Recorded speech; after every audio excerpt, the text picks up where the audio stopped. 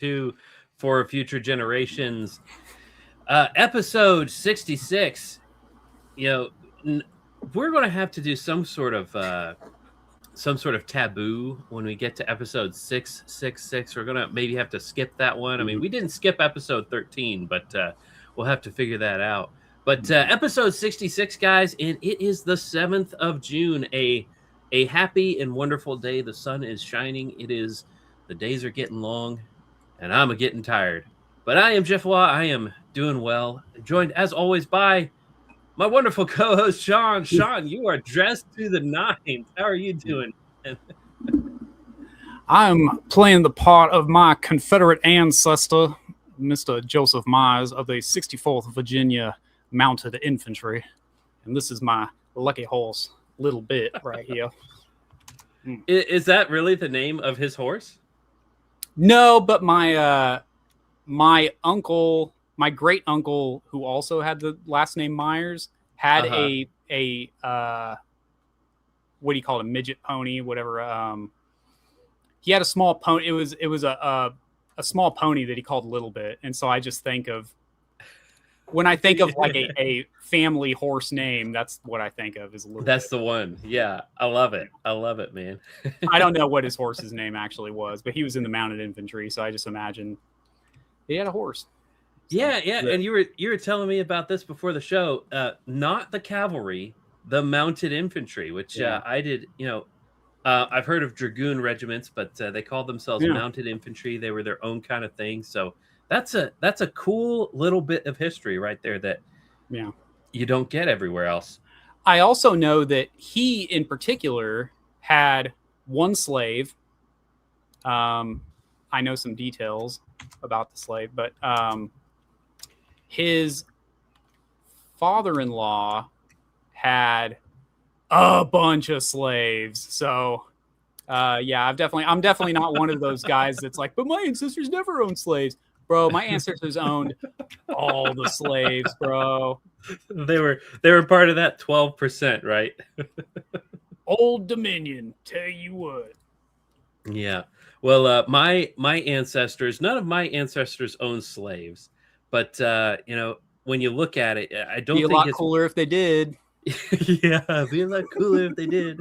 I don't think it has anything to do with a principled stance. I think it has a lot to do with the fact that they were poor dirt farmers, and they were sharecroppers, most of them, and the other half of them, the German side, they came in, most of them, after the Civil War was already concluded, so they kind of missed the boat, so to speak, if you'll pardon the pun. But good times. I mean, the old South that is gone with the wind, right? But we're going to talk about slavery, guys. We're going to, if you will, we're going to reminisce a little about the good old days. Not necessarily because we hate black people or anything like that, but because there really is some philosophical and theological underpinning that really needs to be perused about this whole subject. Of course, it's completely taboo.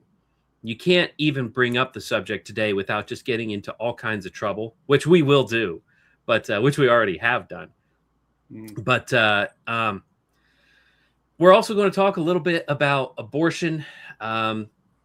There was a big kerfuffle on Twitter this week about some famous celebrity whom I have never heard of, but publicly announced that they were aborting their baby, had murdered their child, and the ramifications of that. And it was a good thing to see the online pushback against that. So we will cover that a little bit. But Sean, there was some interesting stuff going on in your life too, if you wanted to share that. Yeah, my wife decided to let her female friend drive my truck. And as one of our friends said, woman drivers, no survivors. So, woman drivers, I tell you what, every single time, man, you cannot do it. It just does not work. Oh, man. Yeah. Dude, the thing is, That's not nearly as bad as it could be. Right now, I'm driving around in a Yeah. minivan with a bad front bumper because my wife rear-ended a guy. It was one of those, you're in a turning lane and the guy's got a yield sign. So you expect him to just go because there's nobody there. And then he claps on his brake and she runs into his hitch. And it didn't scratch this guy. It's a big truck with a big bumper and a big hitch. And it didn't take out the radiator because it was at an angle, but it took out the washer fluid pump and it took out the bumper. And it's just like, it's been a headache just trying to figure out all the things that I'm going to have to go in there and fix. I will say on behalf of my truck, I was actually under it a couple hours ago, and it looks as if obviously there's some quarter panel damage that needs to be hammered out. But I believe after that, and the taillight replaced, yeah. But I believe that once I replace the bumper, everything else is really just cosmetic. It looks like it didn't mess with the chassis or anything. Yeah, like no that. structural damage. Yeah, it looks like it's going to be okay. So that bumper was already giving me problems to begin with. So I've already priced some out, and we only had well, so here's the problem. We only have liability insurance, and the person, well, basically it was her fault. She pulled out in front of somebody. It wasn't like she even stopped short. She just pulled out in front of somebody and the guy couldn't brake in time. Oh, and man. So it was her fault. So, well, what are you going to do? Yeah. Get a new bumper. It is what it is. I tell you what, I when I was a young boy, I had just gotten my license. I was maybe like 16, 17, something like that. And I was in the HEB parking lot. And for those of you who aren't in Texas, that is the world's best grocery store, the premier grocery store. And it's not backed out despite its name. And I backed out into a guy's taillight in my big long truck. I mean, my first vehicle was an 8-foot bed with a cab, with a crew cab. I mean, it was a boat. And I backed into this guy's taillight. I found the most expensive taillight in the state of Texas. I kid you not. This guy's one taillight was like $600. And this was years and years ago. I mean, it was, and I had to go to the ATM in the HEB, pull out cash, and just hand it to him and walk away. And I was just like, man, that was one of my most expensive mistakes. It was very, very unfortunate, but I was able to walk away and my truck was pretty much undamaged because I hit that taillight with my hitch. So guys, put a hitch on your truck. It'll save your bumper. But my hitch was unfazed, by the way. Like, so I have you could see in it, like there's a U-Haul installed hitch that's done me great. I mean, it's been a great hitch, but yeah, it's the bumper is what got jacked up. So working through that. Yeah, and this is probably one of those instances of you should see the other guy because I mean, if you hit the back end of a truck, it's just not going to go well for you. Yeah. But with that said, folks, let's get back into it, and we have a word from our sponsor. Now, our sponsor, if you have not been paying attention, guys, we have a very reliable, wonderful, wonderful sponsor, and that is Days Volt lapel pins. Guys, if you do not have a Days Volt lapel pin on your jacket right now, right this minute, what are you doing? Look at this beautiful thing. I mean, I love this thing. Ever since I got it, I've been just oohing and on over the beauty of this thing. I'm a big fan of the Maltese Cross, as some of you know. And if y'all are interested in that, it is now back in stock. Beautiful. We have a bunch of new pins back in stock. The Knights Templar, Knights Hospitaller, also the Maltese Cross. The Bennington 76 flag, which is really, really cool. I mean, I have not got one of these yet. It is sold out, but look here, you can join the priority wait list, which I suppose if it's a priority wait list, it's even better than the notify me as soon as it's back in stock button. Stonewall Jackson pin, if you want to go riding around, gallivanting, repping our favorite Presbyterian, at least my favorite Presbyterian, Stonewall Jackson. And we've even got stickers now. Guys, check this out. We've got Crusader stickers, a 6-sticker set. I'm only seeing 5 in the picture there. So there's a mystery sticker there, but it's sold out. So you have to join the wait list. But we've also got truck stickers if you are in the great states of Oklahoma, Idaho, what is this? Missouri, Alabama, Florida, and also Texas. Guys, get these stickers, put them on the back of your truck, and it will cause people to not hit your bumper. It will cover your vehicle with an aura of protection. With a hedge of protection. A hedge of protection about your vehicle. This is not this. Dave's Volt Lapel Pins does not endorse this idea, but just think about it. Think about it. Just the cool stuff. And of course, we've got the 250 America anniversary pin, the Boniface 2.0 pin, and the Goliad flag, the Alamo flag. Guys, if you're Texans, you should be repping these pins all day long. Go to daysvoltlapelpins.com, stroke for future generations, or follow the link in the description for 10% off your order. And guys, twice now that I can recall, I have made orders from Dave's Volt Lapel Pins, and I have forgotten to go through the link or to put in the discount code. Don't be like me. Don't be the knucklehead that I am. Guys, don't forget to use that 10% off coupon, because it will make a difference in your shopping cart. It will make a difference on your budget. If you use that 10% off coupon, you can probably get one more pin for free if you buy 10. That's how that works. Okay, that's math. Okay, but anyhow, we appreciate Dave's Volt Lapel Pins. He has re-upped his sponsorship. You will be seeing him again and again. He's a good guy doing God's work, supporting the crusade here at For Future Generations, and we could not be more grateful. So go to daysvoltlapelpins.com and rep our sponsor. And thank you very much. Sean, I was on Twitter a lot this week. I worked a lot of hours, and sometimes those hours get boring, and sometimes I'm scrolling the interwebs, and boy, did some stuff happen. Some serious stuff happen. Now, I am not familiar with this guy, Jesse Ridgway. Have you ever heard of this guy before this popped up? Not before this, but a lot of videos popped up that really gave enough context, I think, because it was saying something to the effect of his YouTube presence is him just talking about his family travels.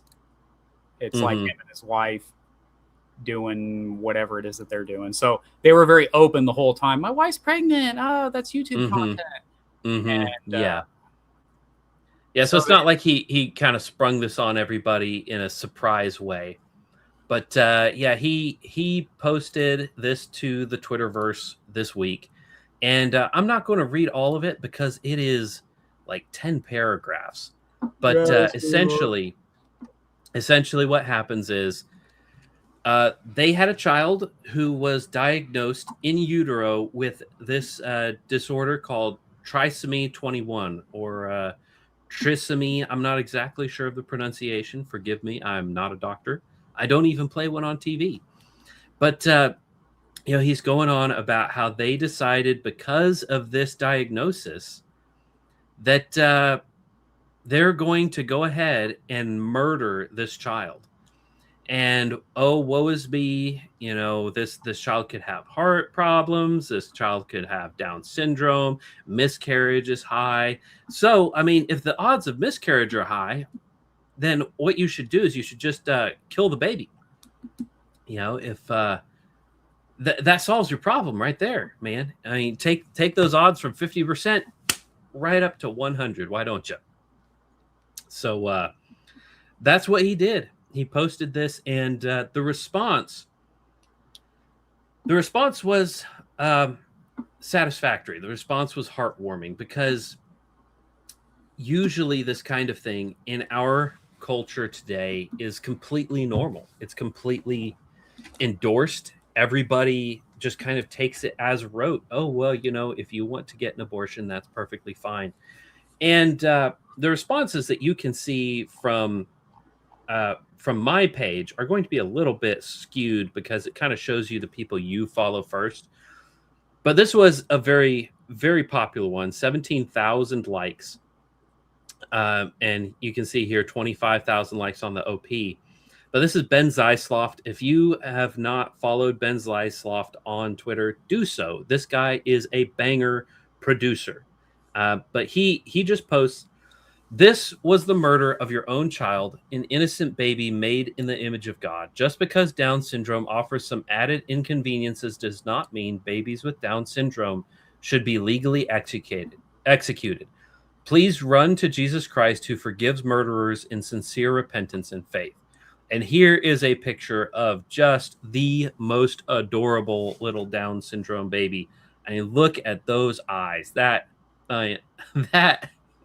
is gorgeous. And this is he's the meme of the guy that's like what? How can you? It's like two people with Down syndrome talking. He's like, "How could you like Hitler? You know he would have killed you." And he's like, "He would have taken one look at me and seen I'm different." Like that's this kid right here. He's the different one. He's like, you have got it. Whatever it is, you've got it in spades. You've got it. And I mean, this Sean, I mean, this kind of hits close to home for you too, right?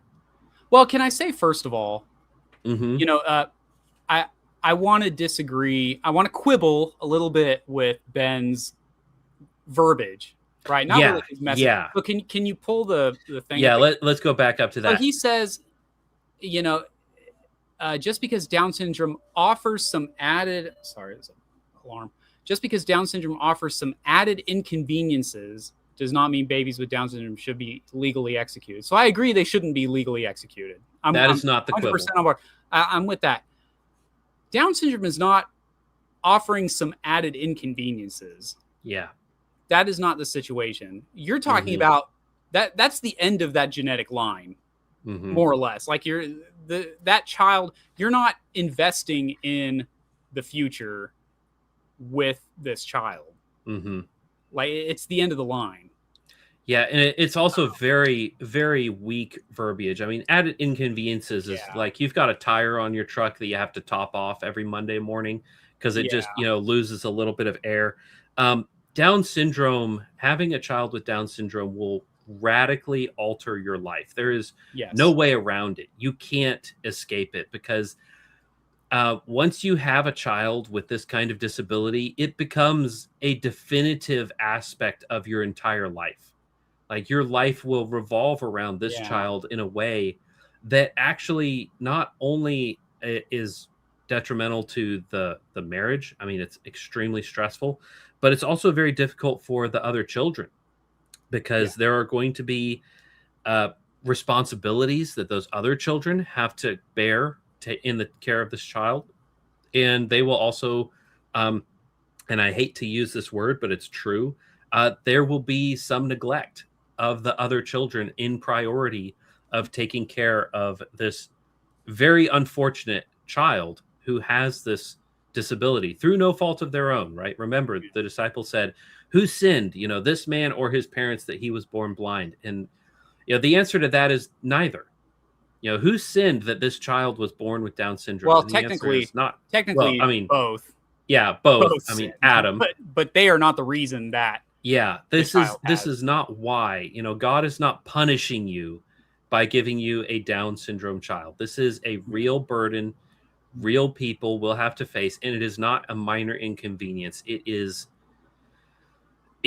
awful. We don't want to downplay just how hard your life is going to be with something like this, and that's why they did this, because they would rather. Yeah. You mentioned like it being close to home. Assuming that you're referring to like my oldest, my daughter has. Dude, I keep wanting to say Down syndrome now. She has autism. Then I want to say Alzheimer's, dude. Like you messed me up with that one. She has autism. She is diagnosed with autism. So it's not like meme autism. It's not like It's me not and like Jeff what we have got. weapons grade autism. Like it's like legitimate autism.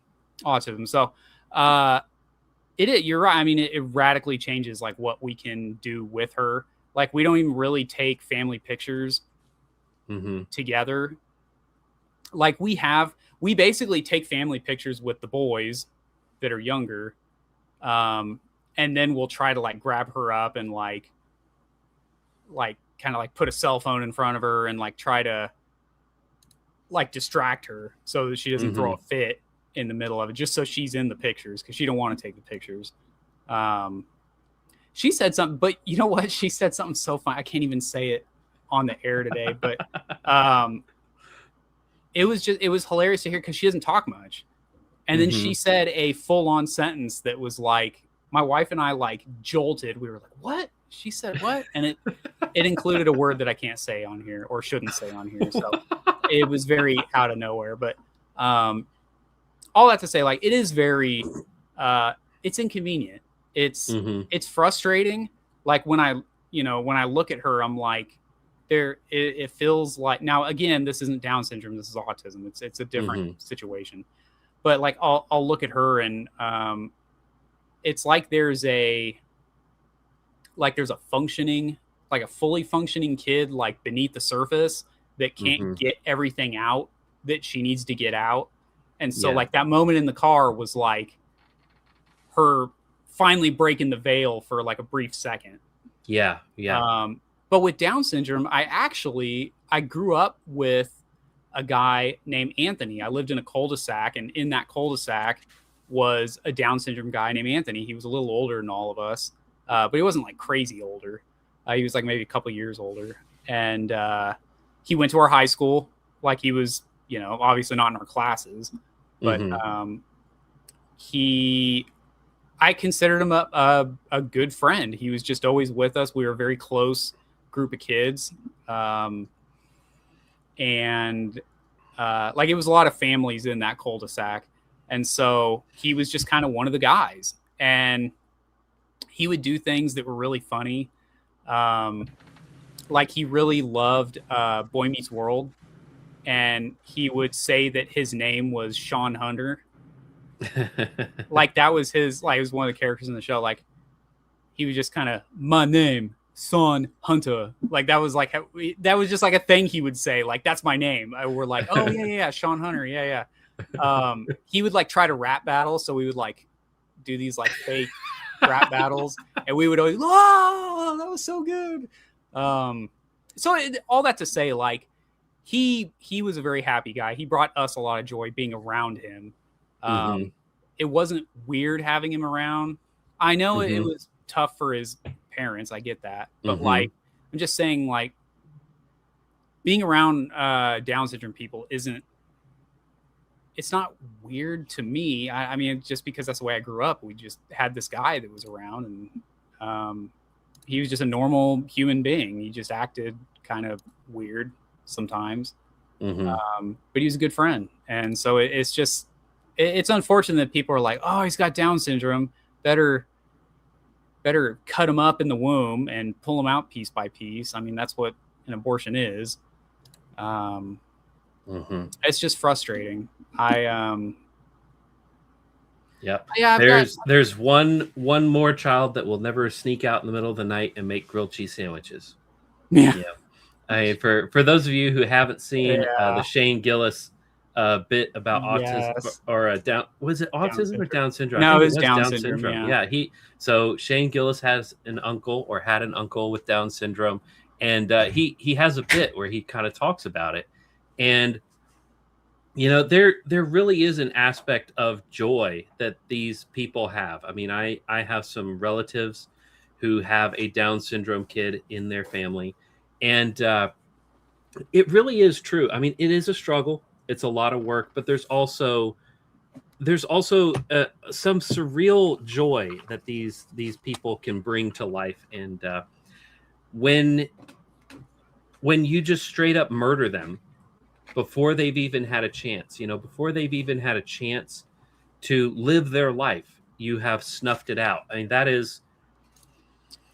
That is unfortunate is not a strong enough word. I mean, that is immoral in the highest degree. And the reactions to this were excellent. You know, cool motive, still murder.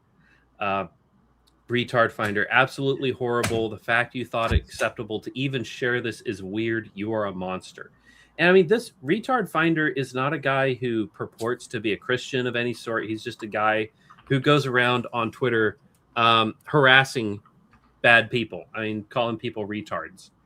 And he's not always a consistent banger, but I mean, he's a good follow. If you're looking for a good laugh, give this guy a follow, because he does find people and he makes fun of them. And it's funny sometimes. But Burnt Marshwiggle, you know, this is minor guy. You know, not very popular, but follow him if you know him. Go ahead. There is there's a picture I'm trying to find. And I cannot find it for the life of me, dude. There was a doctor in the 1800s. He was like one of the first people to really publicly display Down syndrome, and he photographed them a lot. I believe he might have been the guy that it's named after. Mr. Downs. Yeah, Dr. Downs, whoever he is. Look that up. But there is a British physician, John Langdon Down, who first described the condition in 1866. He took a picture of a guy with Down syndrome back then. That's the picture I was looking for. Okay. When I show you this, because I kind of have a story to kind of tell with this. Dude, this is hilarious. I need to share the screen. This is amazing. Okay. Let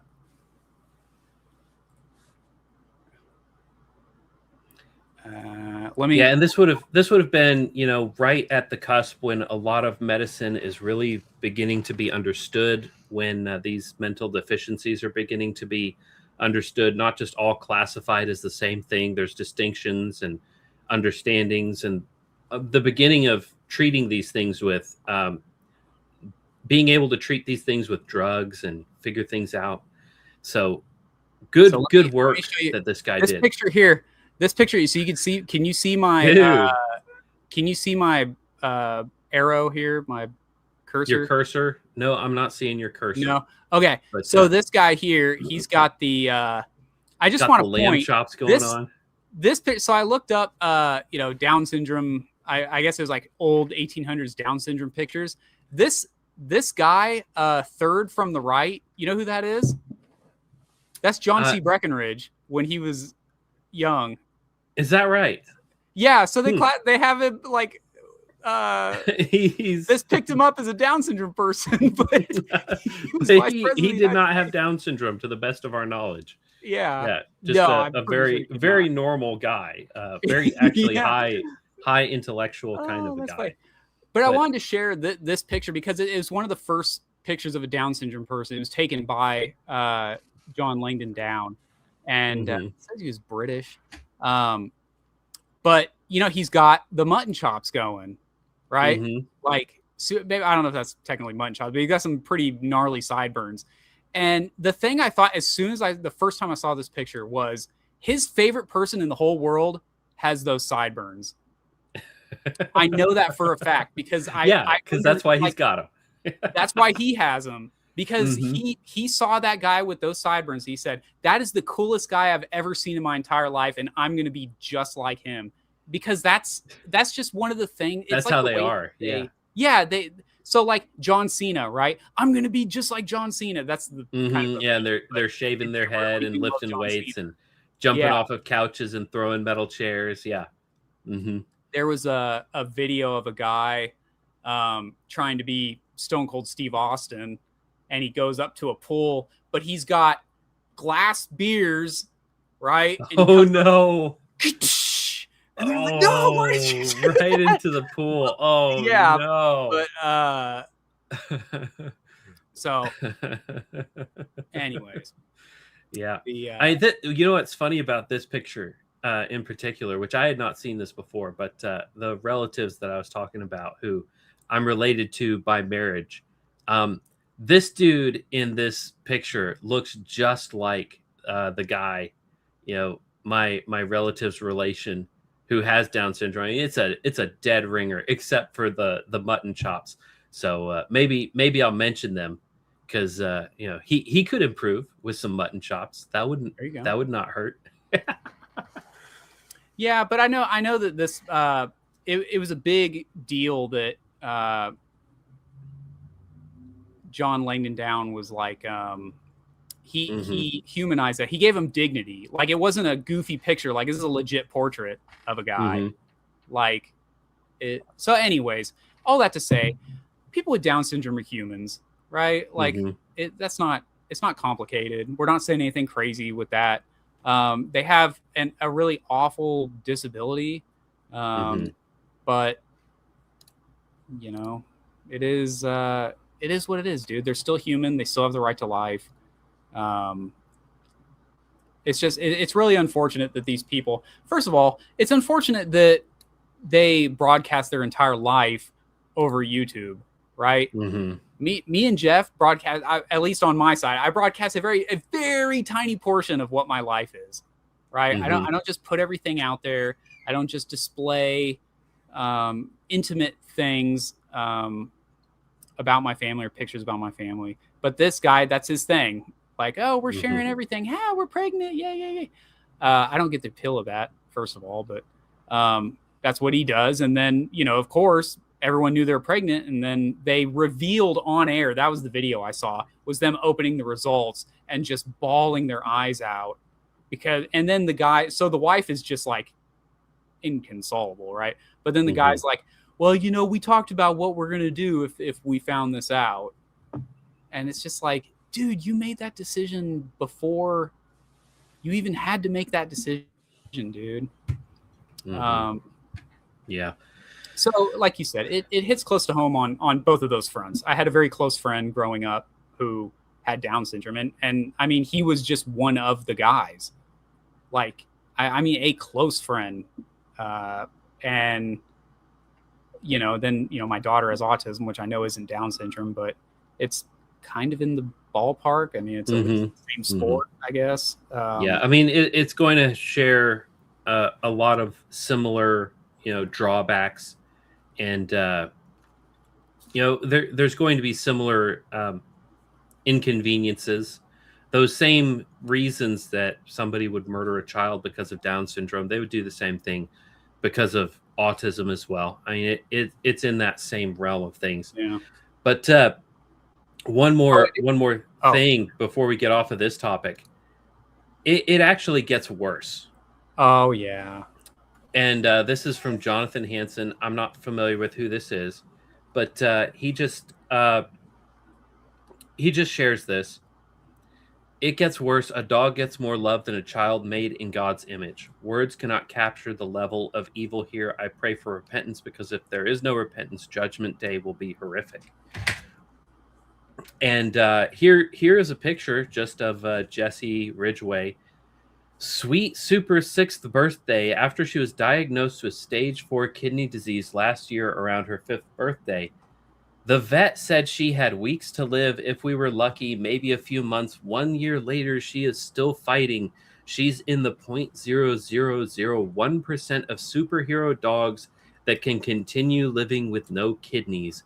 We all need a hero in this life. Jenny has been one of mine. And here he is with his kidneyless dog, posing for the camera. And here is this guy who murders his unborn child because of a potential Down syndrome diagnosis. Keep in mind, many children have been diagnosed with this in utero and been born perfectly healthy.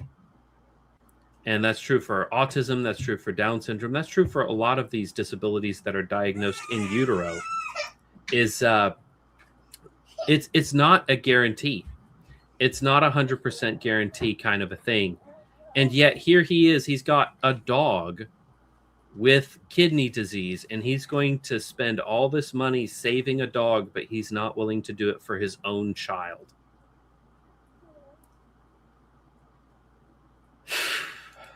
Yeah, it's rough. I did have one more thing, and I think this will actually move us into the next segment. Somebody on Twitter had mentioned that the 14th Amendment is, according to the Supreme Court, about the states' rights to not have abortion and gay marriage. That's what, I mean, according to the Supreme Court, that was their ruling, right? That's what the 14th Amendment is about. Therefore, the Civil War was fought over abortion and gay marriage. Yeah.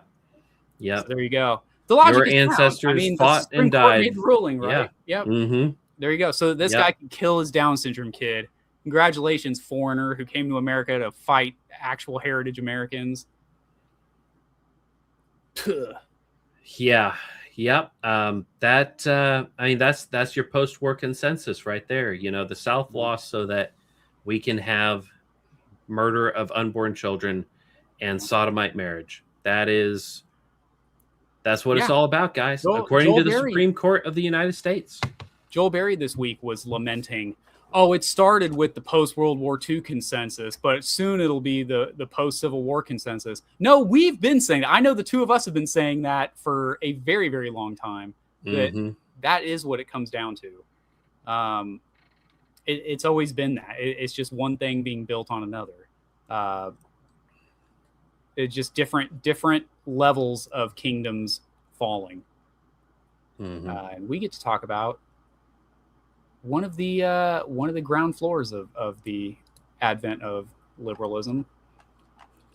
But before we do, let's go ahead and hit comments, and then we'll get into the PCA report and their findings and their recommendations to their denomination. But before we get into that, comments. Jeff Halfley says, "Good evening, gentlemen. Good evening, sir. Glad to have you along for the ride." Boy, Jeff Halfley made himself a special guest in the comments. He just had his own podcast episode in the comments here. He says, "I read the PCA report, so you don't have to." Well, thank you, sir. Full disclosure, I have not read the full report. I just gleaned off of Twitter several of the people commenting on it, people sharing stuff from it. I did not have time with all of the stuff going on. It's been a crazy, hectic week, but we grabbed some highlights.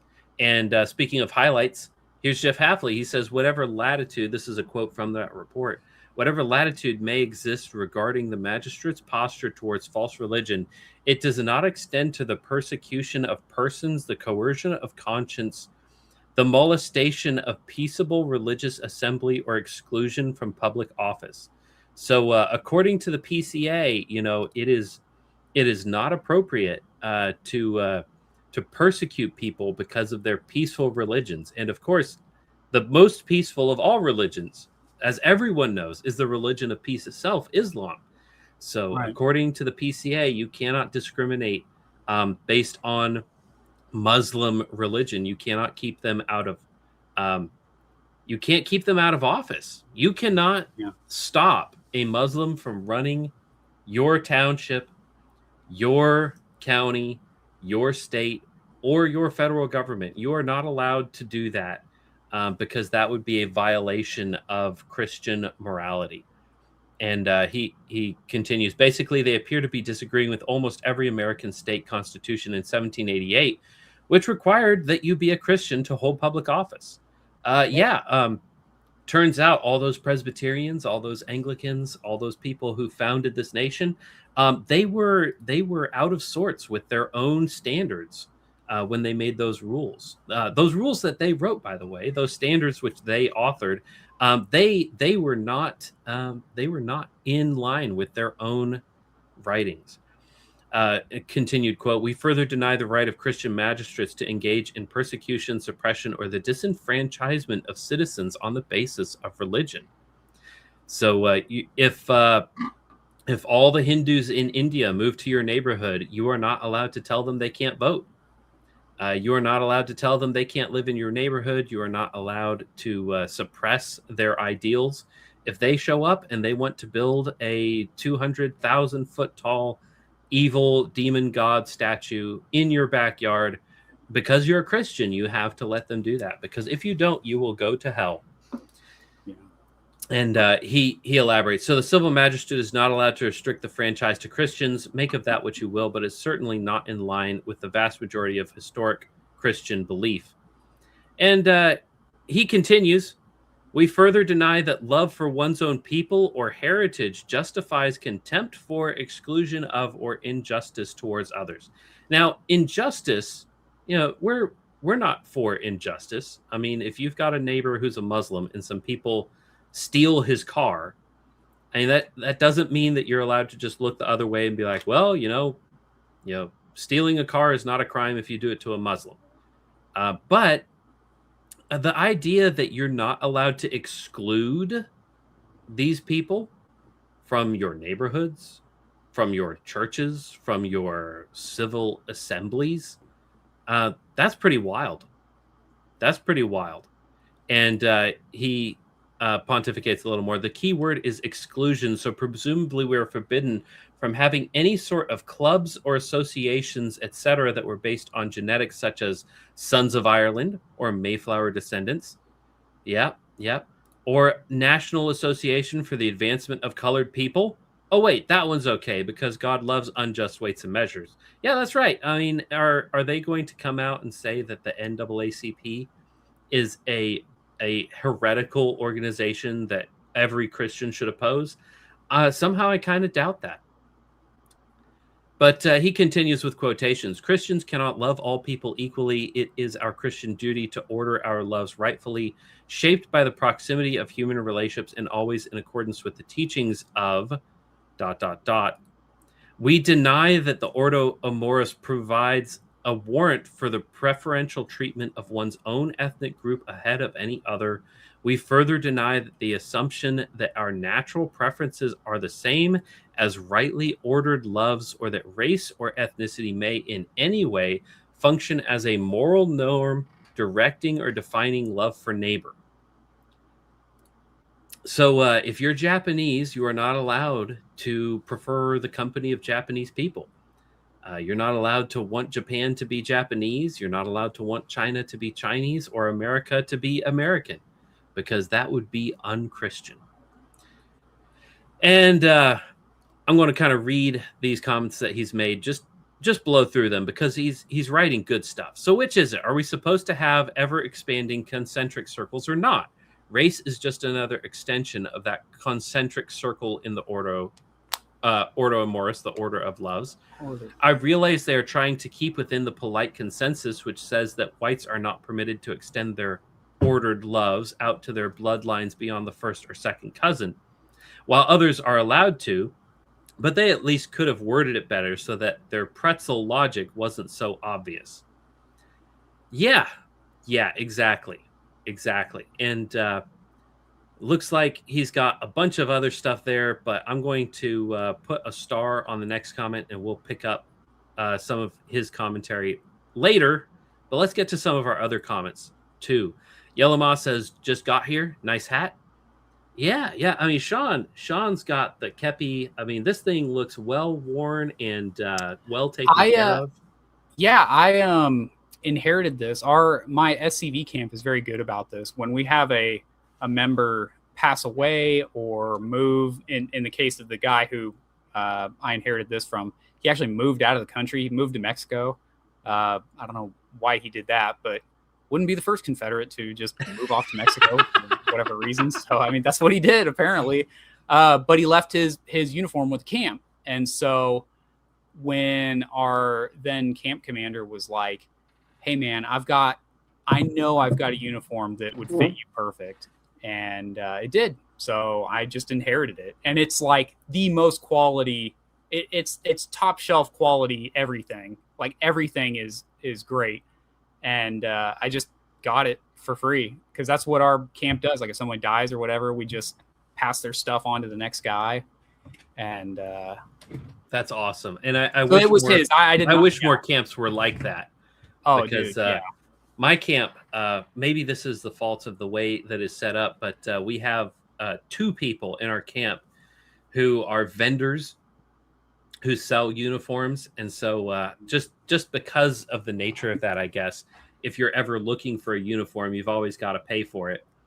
There's not free stuff floating around, and I'm not begrudging them trying to make a little money on the side with a little side hustle, but that is not available to me. But my wife made me a uniform, and she made it out of gray denim. Ooh. Because my ancestors were poor people, and they would have been just walking around in whatever rags they could have thrown together. So I really need to get that thing, wear it out camping a couple weekends, roll around in the dirt, and like put some miles on it so it looks properly ragged like it should.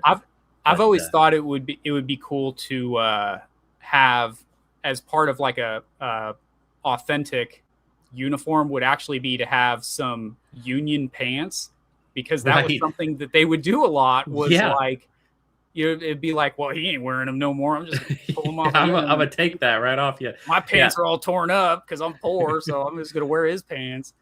One of my favorite series that I've read is Sharp's Rifles, which there was a TV show made about that, starring Sean Bean, which I've seen a couple episodes of.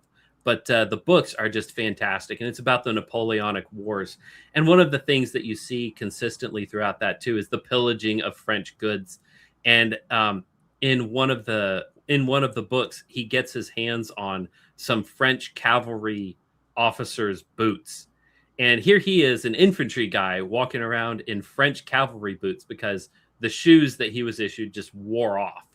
And then eventually he gets some French dragoon trousers, and it's like the only thing that's part of his proper uniform at the end of it is his green jacket. And he's immensely proud of his green jacket because they're the only unit that don't wear red coats, right? But every other part of his uniform is just pillaged or stolen or manufactured from some other origin. And that really is the way that war works, even today. I mean, if you see special forces guys walking around, they're not in proper uniform either. They're wearing sneakers. They're letting their hair grow out. They've got facial hair. They're doing all kinds of stuff because war fighters are like that. They find what works and they stick to it, and it doesn't always meet the uniform military regulations. Right. But Yellow Moth continues. He says, "My ancestors fought your ancestors to stop you from owning slaves." Well, whoa, Yellow Moth. Whoa, boy. Whoa there. Hey, whoa. Sorry about that. Yellow Moth, we forgive you. We forgive you. It's all right. That was our dead man switch. And we're all suffering for it now. So enjoy the fruits of your ancestors' labors. Yeah. Was it worth it? Yeah. Was it worth it? Was it worth it? The Jaded Geek says, "Sorry, I'm late. Great to see the gray." Yeah, you are not late, sir. We are only halfway into the show or less. Hey, we spell gray with an A in this country. All right. That's actually, the easiest way to remember that, because we do spell it differently in America than in England. In America, we use an A, and in England, they use an E. Well, America real easy to remember it that England way. Starts with an E. There you go. There you go. But yeah, that's why Earl Grey is with an E, is because it's an English tea. It's a delicious English tea. Emily Moore says, "I want to hear the horse's take." I think you just got a glimpse right there. Do you want to hear? Oh, what is that? Oh, your favorite horse joke? Okay, I've got it. What is it that gay horses eat? Hey! That's a good one, buddy. Yeah.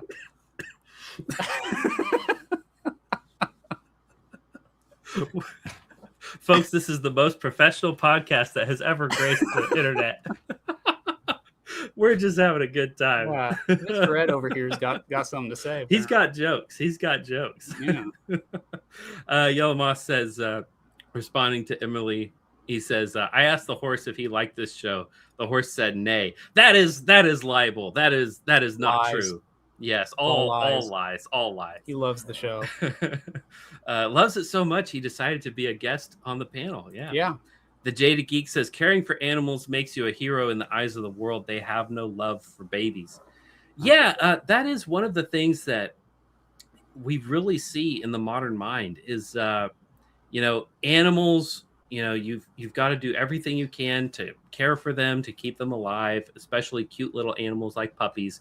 But children, oh, never, no, never. It's the upside down world we live in. John C. Barsoom says the only slaves my ancestors owned were their own children. Yeah. Same What? with my ancestors. Was your ancestor Thomas Jefferson? Like what?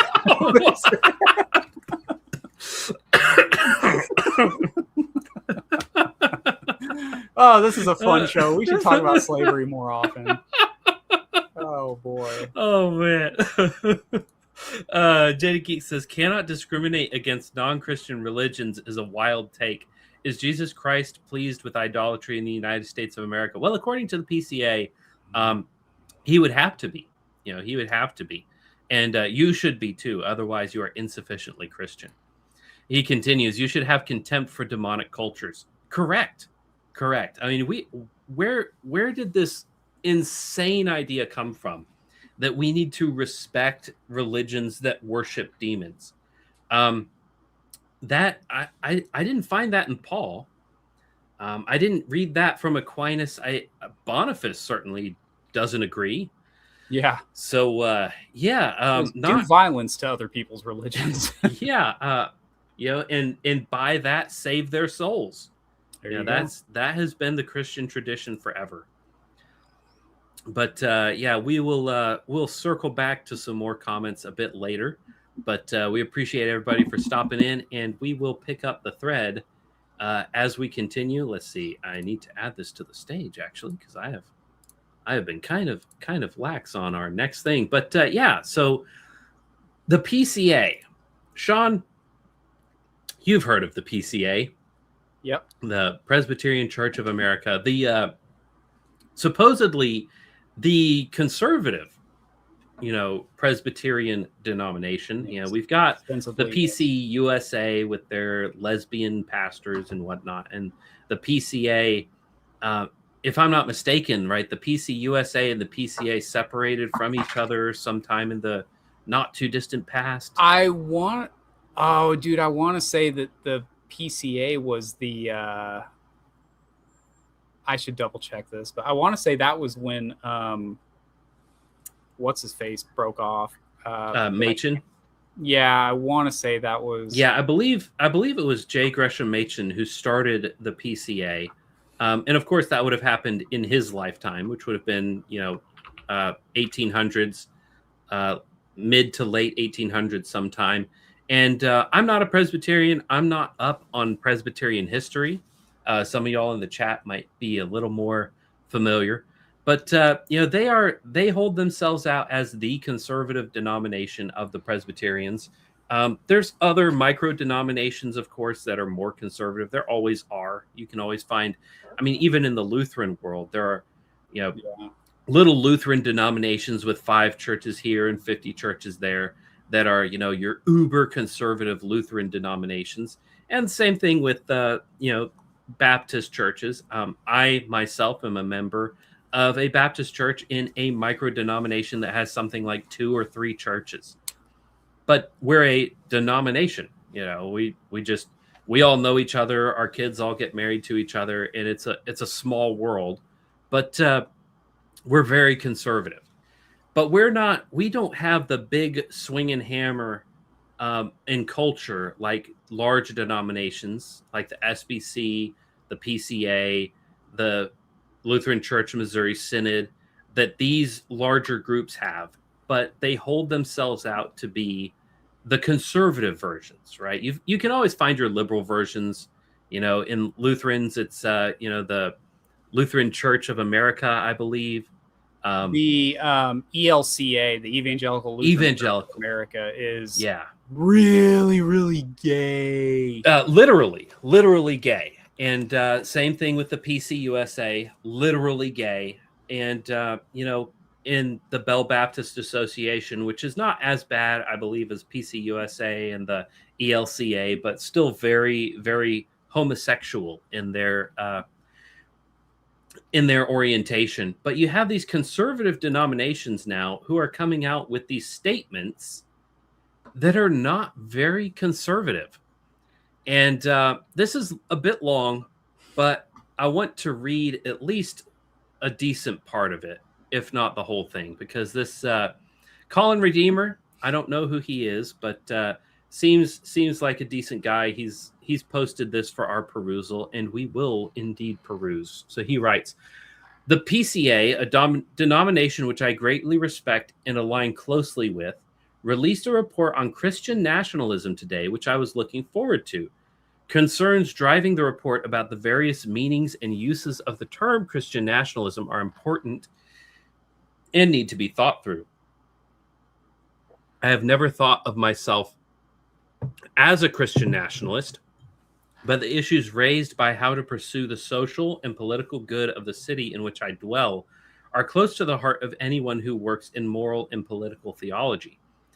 I am heartened to see their high view of Scripture is foreground and that cruelty and contempt are condemned among the document's other virtues. And yet in it, I find the following line seen in the screenshot, some thoughts. And we'll skip down to the screenshot down here. Ethno-nationalism and racial partiality. This is from the report. Some contemporary expressions of Christian nationalism are intertwined with views about ethnic or racial identity. This conflation is such a serious concern that the 52nd General Assembly issued a statement condemning, quote, any theological or political teaching which posits a superiority of race or ethnic identity born of immutable human characteristics. So including any political teaching that posits a superiority of race or ethnic identity born of immutable human characteristics. Okay.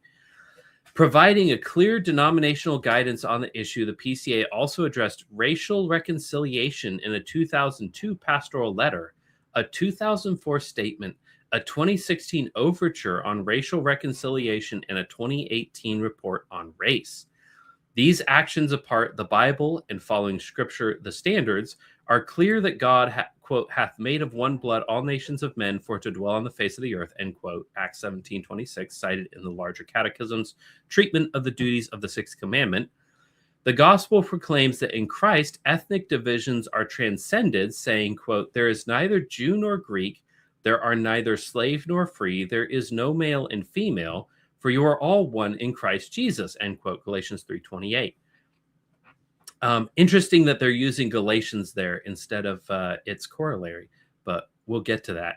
It is the view of the committee that any form of Christian nationalism that elevates ethnic or racial identity to a position of theological significance that treats ethnic homogeneity as a positive good to be pursued through civil law, or that justifies discrimination on the basis of ethnicity or race is inconsistent with the PCA's constitutional standards and with Scripture. So, all racial identity has to be discarded.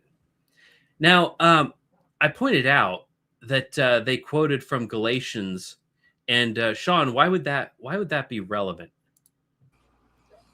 Because, oh boy, the Galatian heresy was that the Christians had to be circumcised. Is that what I'm thinking of? Well, I was talking about the corollary passage. You know, this phrase, "There's neither Jew nor Greek, slave nor free." There's another passage very similar to that one. Yeah.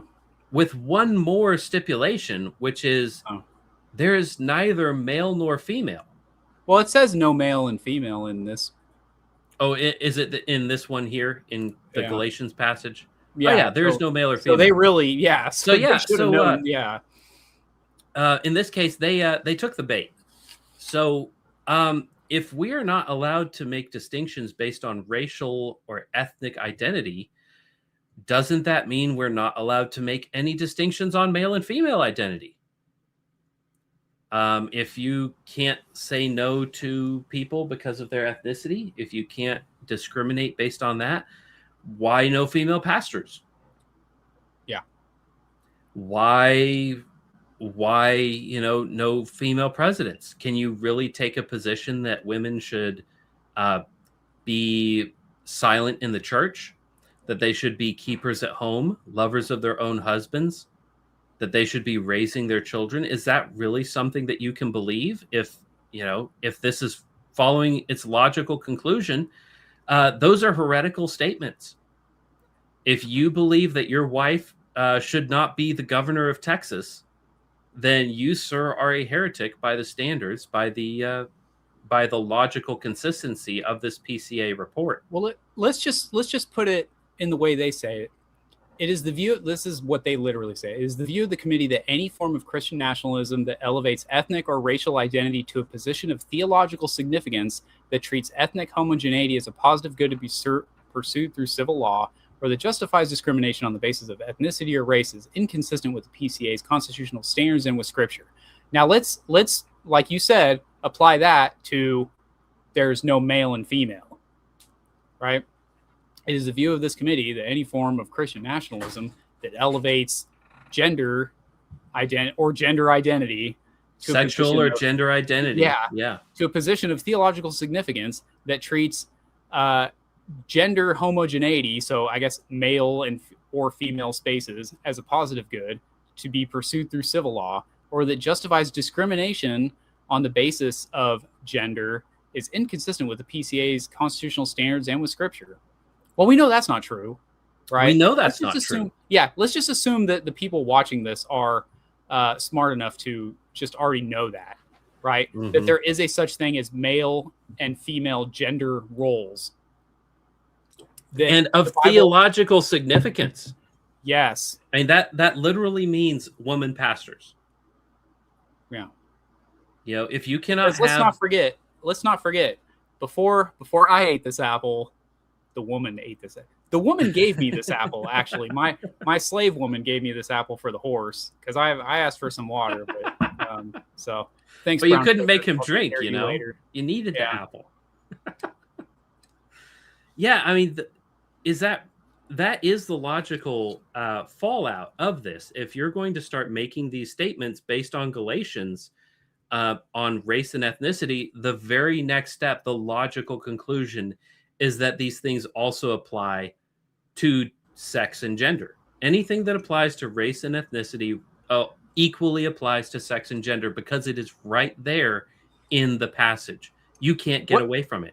What's also funny to me, because we'll ask them, do Jews still exist? Right? Do Greeks still exist? And you could say that, right? But ask them really, like, what is your stance on Romans 11?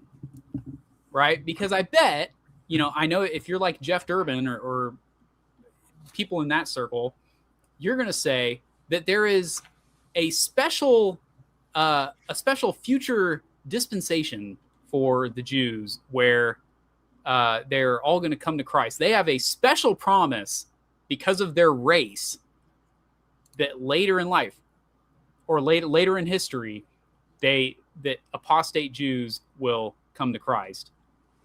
So there are Jews then, right? Like with special theological significance, apparently. Like that's a very extreme thing. If you had told me, like, the sons of Confederate veterans are all going to come to Christ one day, right? Like, well, that's pretty significant, right? That is significant. All of my people at some point in history are going to come to Christ. Like, that's a big deal. I would see myself very differently. I wouldn't see myself as a filthy Greek, like cockroach man over there in Greece, but no. No, I actually very much love the Greek people. I'm just Don't be confusing them with the Turks now. Yeah, the real cockroaches.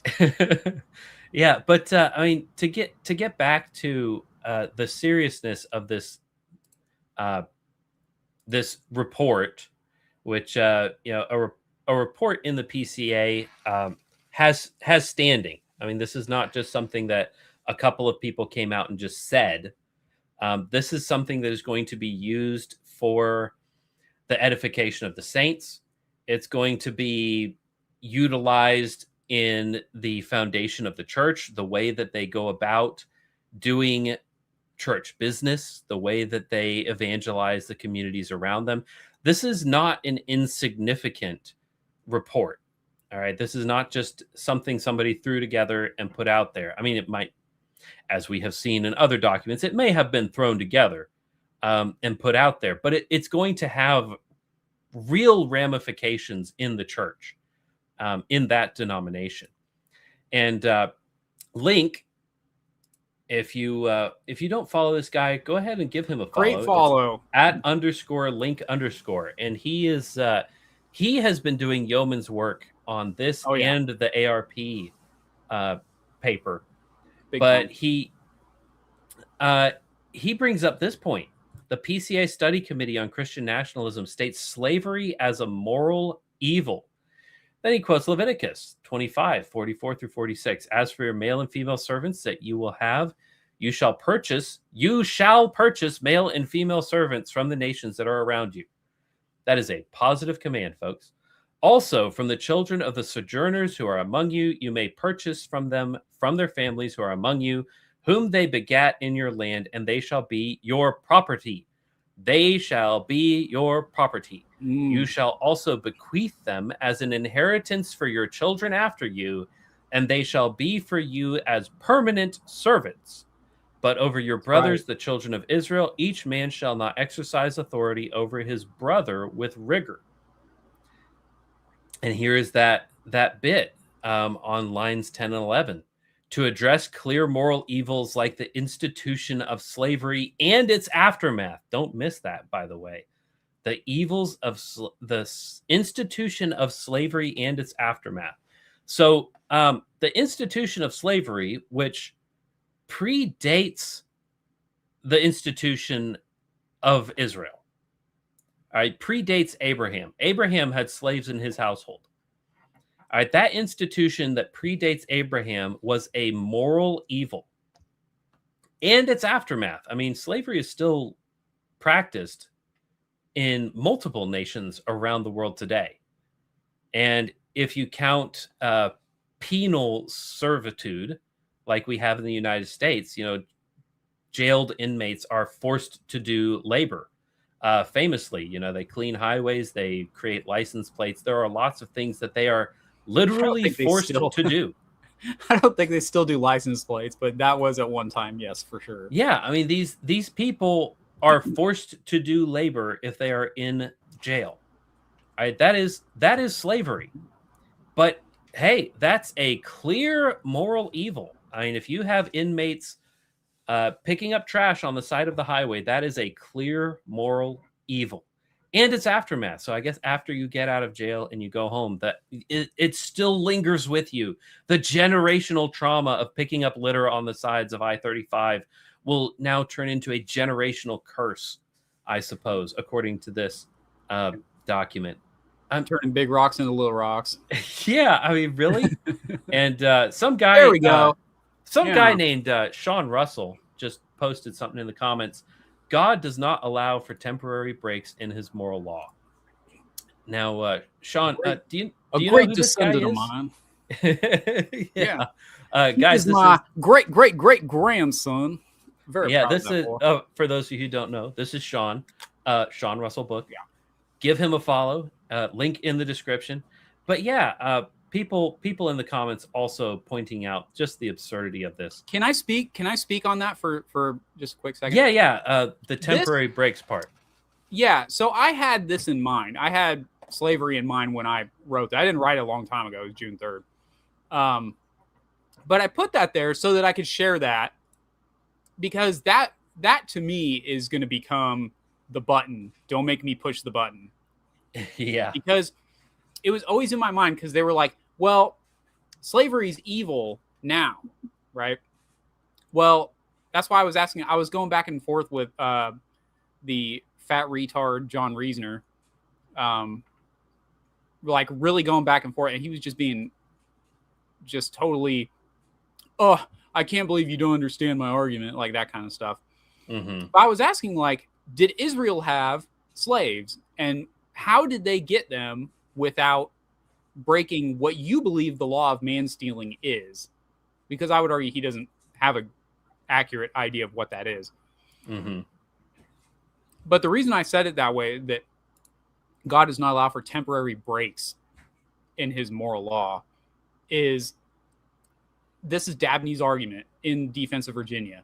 Mm-hmm. If the institution of slavery was moral, if it was even allowed at some point in time, then it is part of God's moral law at every point in time. Because people will point to like shellfish, right? Well, you eat shellfish, but God's law says blah blah blah. Well, that's clearly positive law, because it's part of the ceremonial law. If you eat shellfish, you become unclean. That is not the same thing as, if you steal a man, then you are put to death.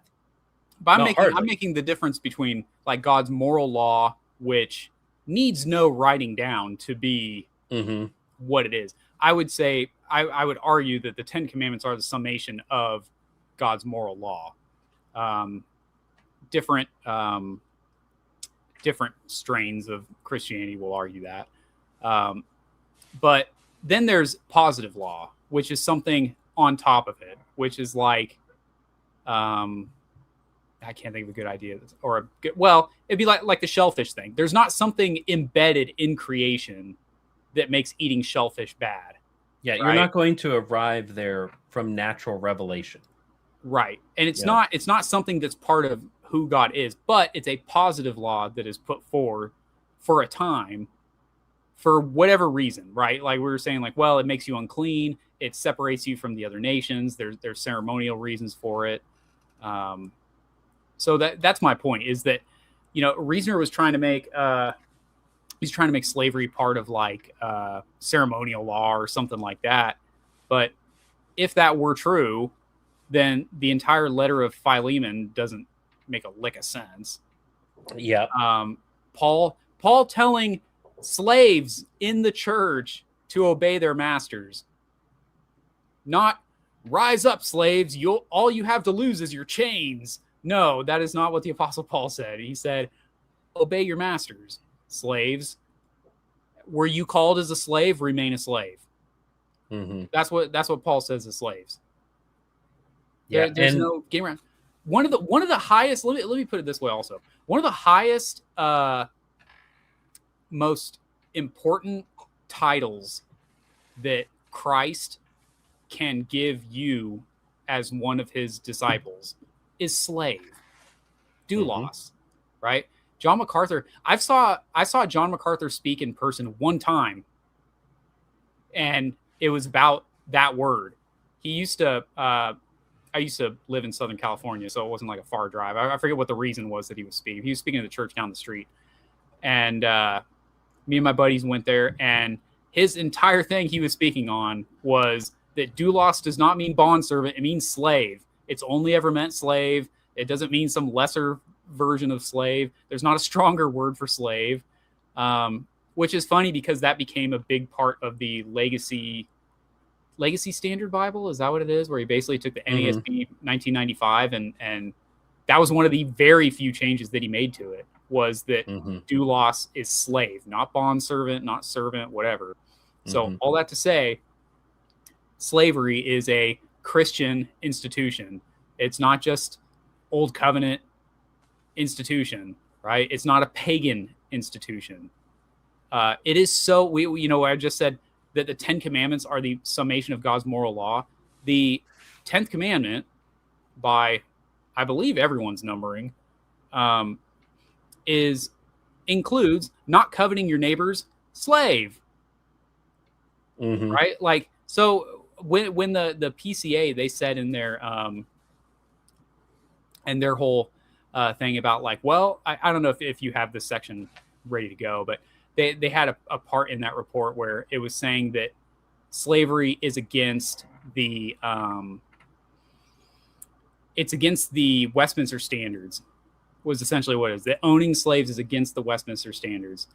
And my response to that was, well, I'm a Lutheran, so you telling someone else's slave to not do their duty to their master is against my confessional standard.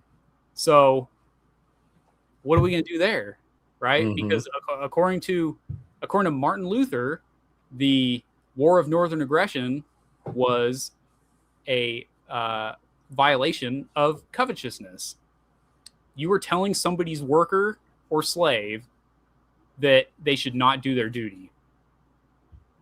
Mhm. That's sin. So That's a violation of the 10th commandment. yeah. So what are we going to do there? Mm-hmm. Yeah. Yeah. And of course, it is very rich, them saying that it is out of sync with the Westminster Standards. The Westminster Standards, which were held to by the Southern states. You know, the Southern states were famously Presbyterian, largely. You had a couple of Catholic places as well, you know, Louisiana, Florida. I don't know how much they really participated, but I mean, it was a Catholic state. But the majority of the men who fought in the Southern Army were Christian Presbyterians who held to that confession and did not I know see many it. were Anglican, but Yeah, Anglicans as well. But I mean, they did not see this as being out of sync with their confession of faith. They lived their faith out. Could you imagine walking up to someone like Stonewall Jackson or Robert Louis Dabney? Say they're sitting around the campfire, they're singing their favorite hymns, and you go up, guys, slavery is against the Westminster Standards. And they're just like, oh, I should have read the Westminster Standards. Why didn't I ever read Westminster? What am I doing with my life? Come on, dude. Good gracious. Why didn't I think of that? Yeah. Oh, it was right there the whole time. Stonewall Jackson is, in my estimation, the most devout Christian that this nation has ever produced. That man, if you read a good biography on him, that man was concerned on the battlefield that he had forgotten to send his tithe back to his home church. He was like, "Oh, I didn't give enough. I forgot to give my weekly tithes to the church and to the teaching of slaves, the Christian way of life." That's where he wanted to give his money to. He was so worried about that while bullets are zipping by. Mm-hmm. Come on, which he was not worried about. I mean, Yeah.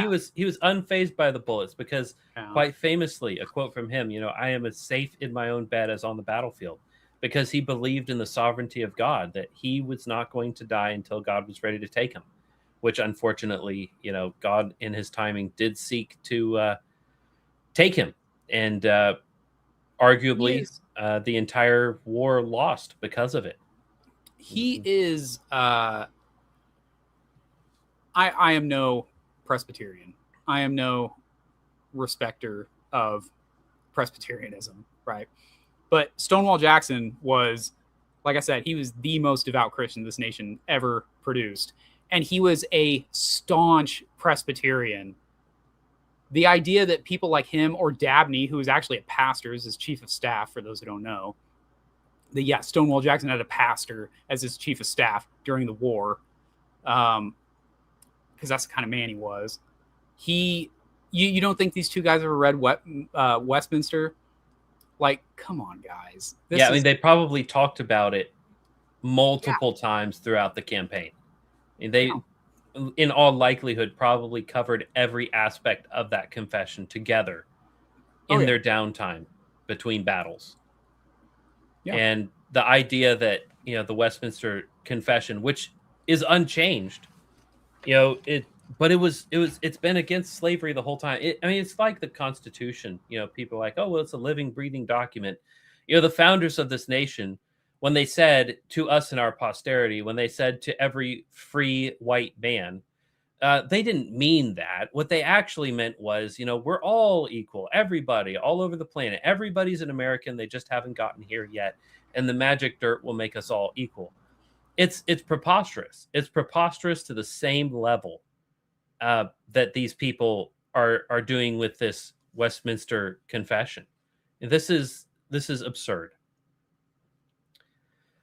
So, we spent some time on that. I want to cover some more aspects of this, but now's a good time to get back to Jeff Hafley's comments, because he's Now quoting a different part of the paper, he says, quote, affirming complementarity does not preclude women participation in education, civic life, public service. Political authority must remain accountable to justice and be exercised for the good of all. And then he editorializes a little. Translation: President Girlboss is fine with us. And if you disagree, you better keep it very polite, vanilla, and scholarly, and never preach on why it's a stupid idea to have women in public office. Keep in mind that around 50% of PCA church members, according to one survey, are okay with gay marriage. That helps explain this. Yeah. And, you know, that's a good time to get into this right here. Link, again, coming in clutch with the screenshots. PCA Study Committee on Christian Nationalism affirms female leadership.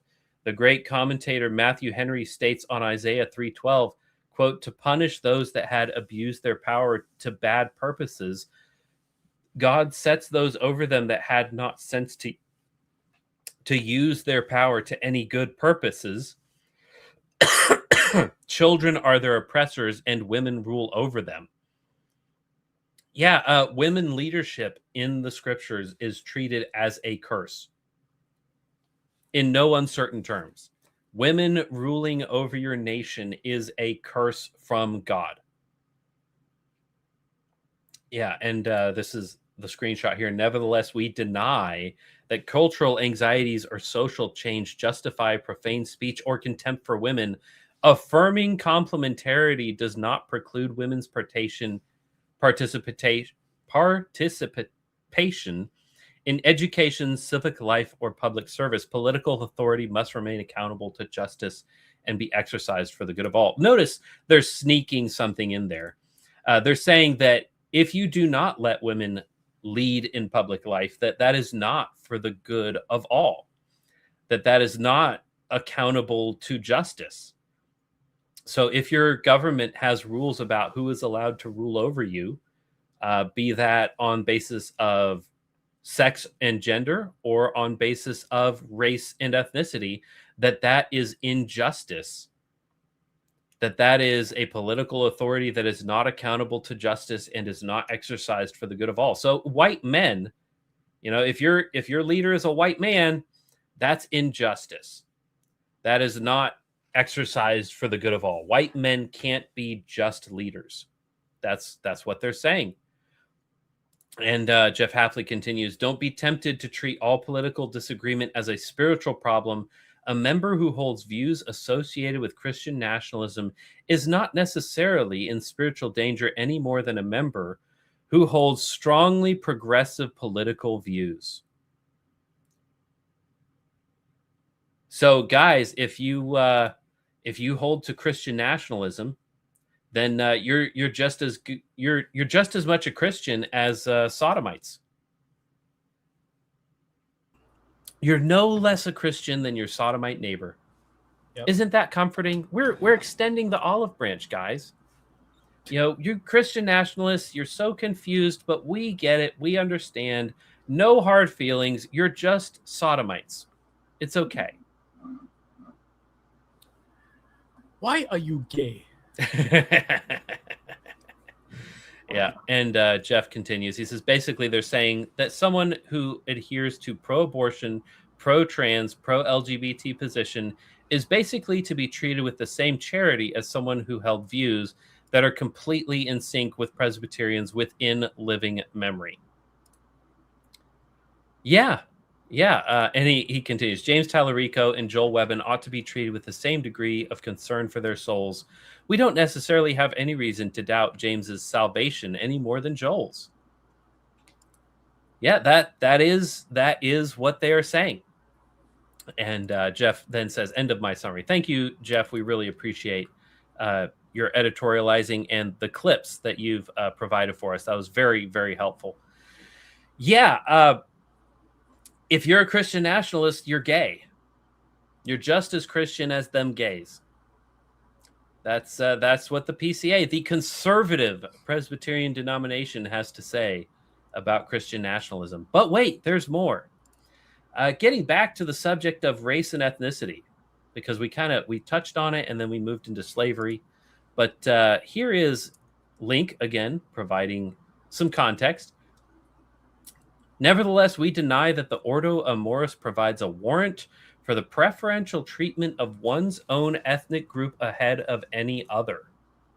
We further deny the assumption that our natural preferences are the same as rightly ordered loves, or that race or ethnicity may in any way function as a moral norm directing or defining love for neighbor. And he provides us with a sort of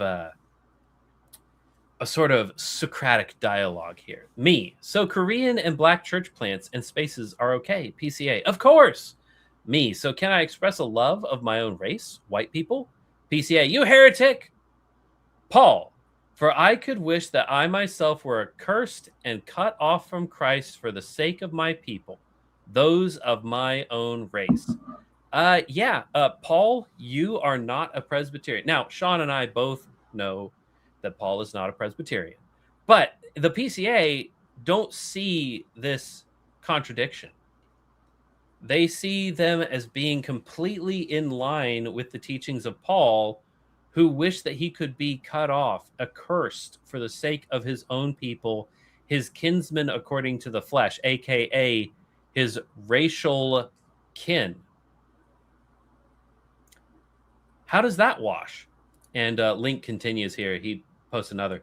PCA Study Committee on Christian Nationalism claims Korean churches within the PCA are only due to language and have nothing to do with ethnicity. They fail to comment on the PCA's African American Ministries, or MNA's Black Mecca church planting movement. Yeah, so here you go. The committee wishes to distinguish carefully, however, between ethno-nationalism and the fact that cultural and linguistic differences exist within the body of Christ. The PCA itself maintains Korean language presbyteries, reflecting the practical reality that worship and fellowship may be enriched when conducted in a shared language. Aw, that's so sweet. We note in this connection that the director of MNA's Korean American Ministries is always careful to insist that these are PCA Korean language presbyteries and not Korean presbyteries, in order to illustrate that the existence of such structures does not imply ethnic superiority or exclusion. I'm sure. Yeah, for sure. Absolutely. Instead, it reflects the church's mission to reach all people in their own languages and cultural settings. Sean, you have a Korean church in your neighborhood, right?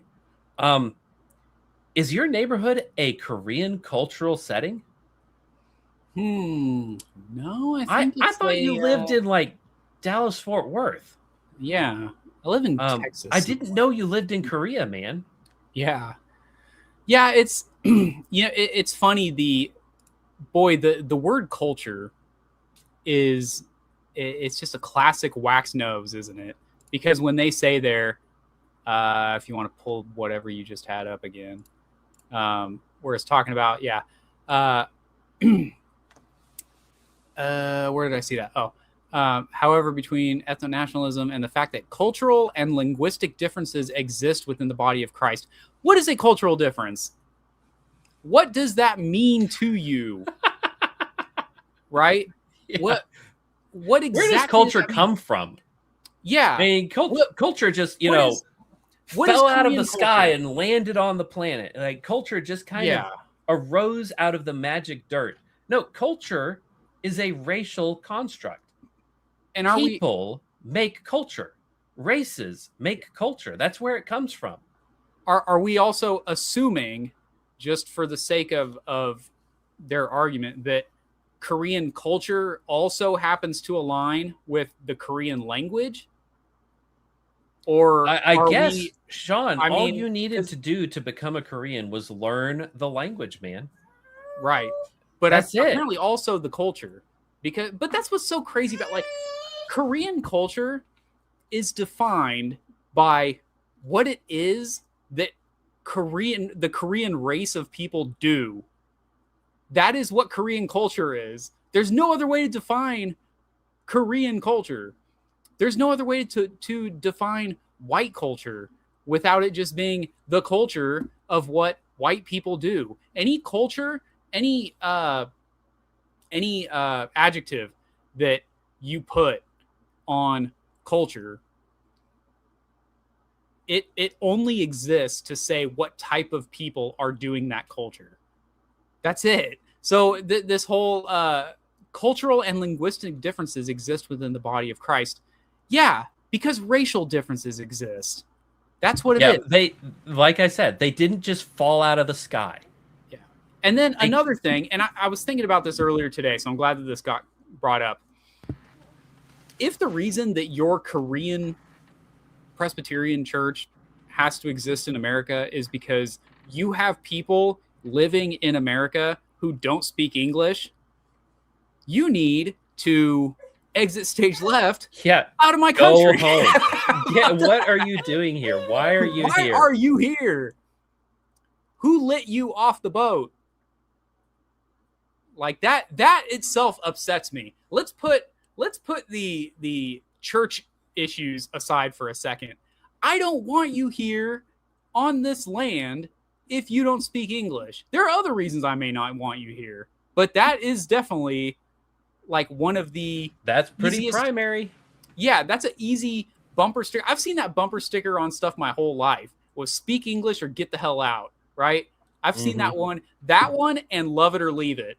Those are the two bumper stickers I've always and that's a normie position. That's not radical right-wing Christian nationalism. That is normal American right of center, ever so slightly hairbreadth right of center position. People saying, if you don't like my country, why are you here? If you can't speak my language, why are you here? You are colonizing my nation with your foreign language and your foreign ways, and you do not want to become a part of my nation. You are a distinct ethnos within the realm of my nation, and it is not appreciated. So I was unfortunate enough to have to do some work in the cultural and linguistically different part of Fort Worth yesterday. So I go out there, and boy, if there wasn't a low-riding Chevy truck blasting some with tiny wheels mariachi nonsense. Yeah. Oh my goodness, dude. Like I don't think you can't understand what that does to the psyche of a heritage American. I hear that and it's a visceral, I'm so exhausted by this. Your clown music that you are raping into my ear hole is doing extreme damage to my way of life. I don't want to hear that. I also don't want to hear your entire vehicle rattling, your loose little bucket of nuts and bolts, because your speakers are more high quality than the truck itself. Yeah. I don't want to hear that. Yeah. And this is something that I wanted to say too, is what do you call foreign food and foreign music? What is culturally, we have a term for this. It's called ethnic food and ethnic music. When you go to a Chinese restaurant and your normie girlfriend is just like, oh, I love ethnic food. And you have to be like, no, this is not ethnic food. This is cultural food. This is linguistic food. You're PCA, you're not pulling the wool over our eyes. Yeah. This food doesn't have a different race. It just has a different culture. It just speaks a different language. This is American food. It just happens to speak Chinese. Yeah. No, we all know what's going on.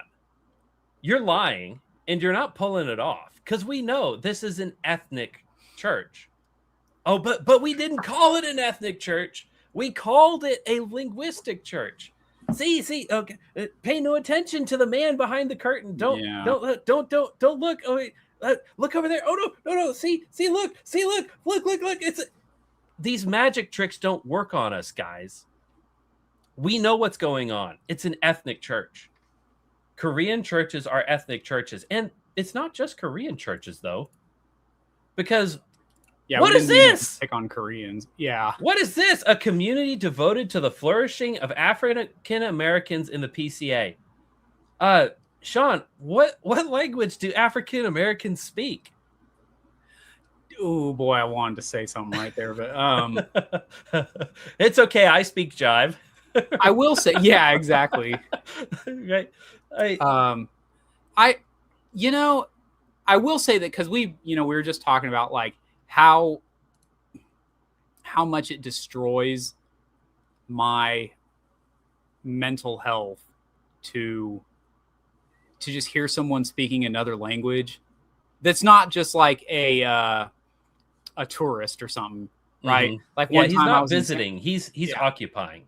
like I was in San Francisco with my grandma one time, and these people were speaking some kind of Gaelic language. Like I could tell they were like Really? Scottish or something like that. Yeah, it was in San Francisco. We were on a trolley, and these people were speaking it, and I was like looking at my grandma. This was years ago, and I was like, man, when was the last time you heard someone speaking like a foreign white language? Basically, Mhm. like it was like that was cool to just hear someone speaking that because you never hear it, but they're just tourists, right? Yeah. That's all they were doing. Like they were doing the tourist thing. Um, but I will say this: like my black coworker, this is years ago. I don't even work at this place anymore. Um, she actually was saying how she and her tribe would beef with the Hispanics, Mhm. and she was like saying white people hate y'all more than us.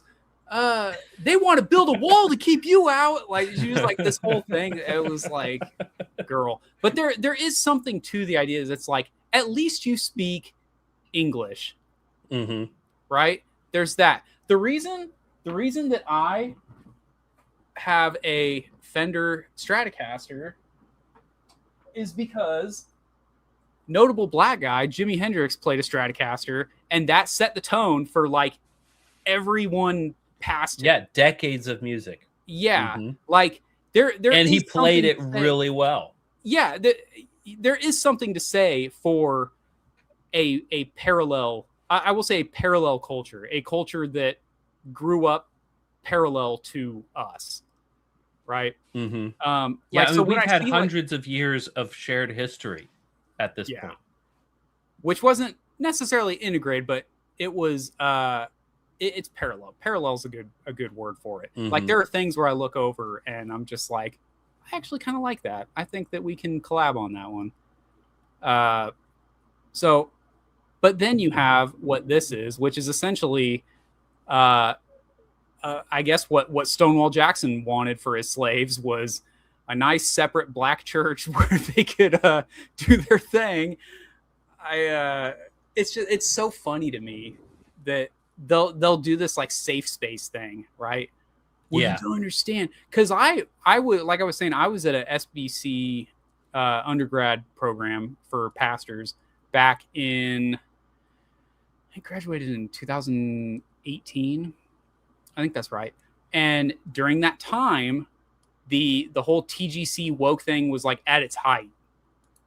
Um, and like I mean, literally, it was like at its height. JD Greer became the president of the SBC that year, um, and it was all just about like we need to make sure that black people have safe spaces within the church and all this kind of stuff. Well, can white people have safe spaces on I don't know subway trains where they don't get stabbed while they're just playing on their phone? How about safe spaces at track meets where they don't get stabbed hanging out in their tent?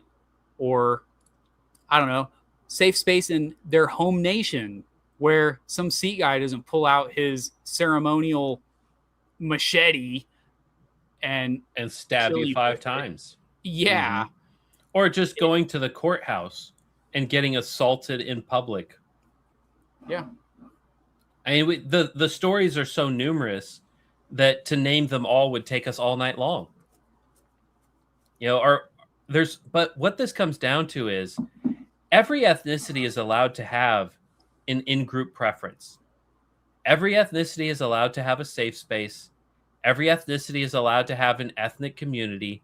Every ethnicity is allowed to do these things except for white people, except for heritage Americans or English in England or Germans in Germany or the Irish in Ireland.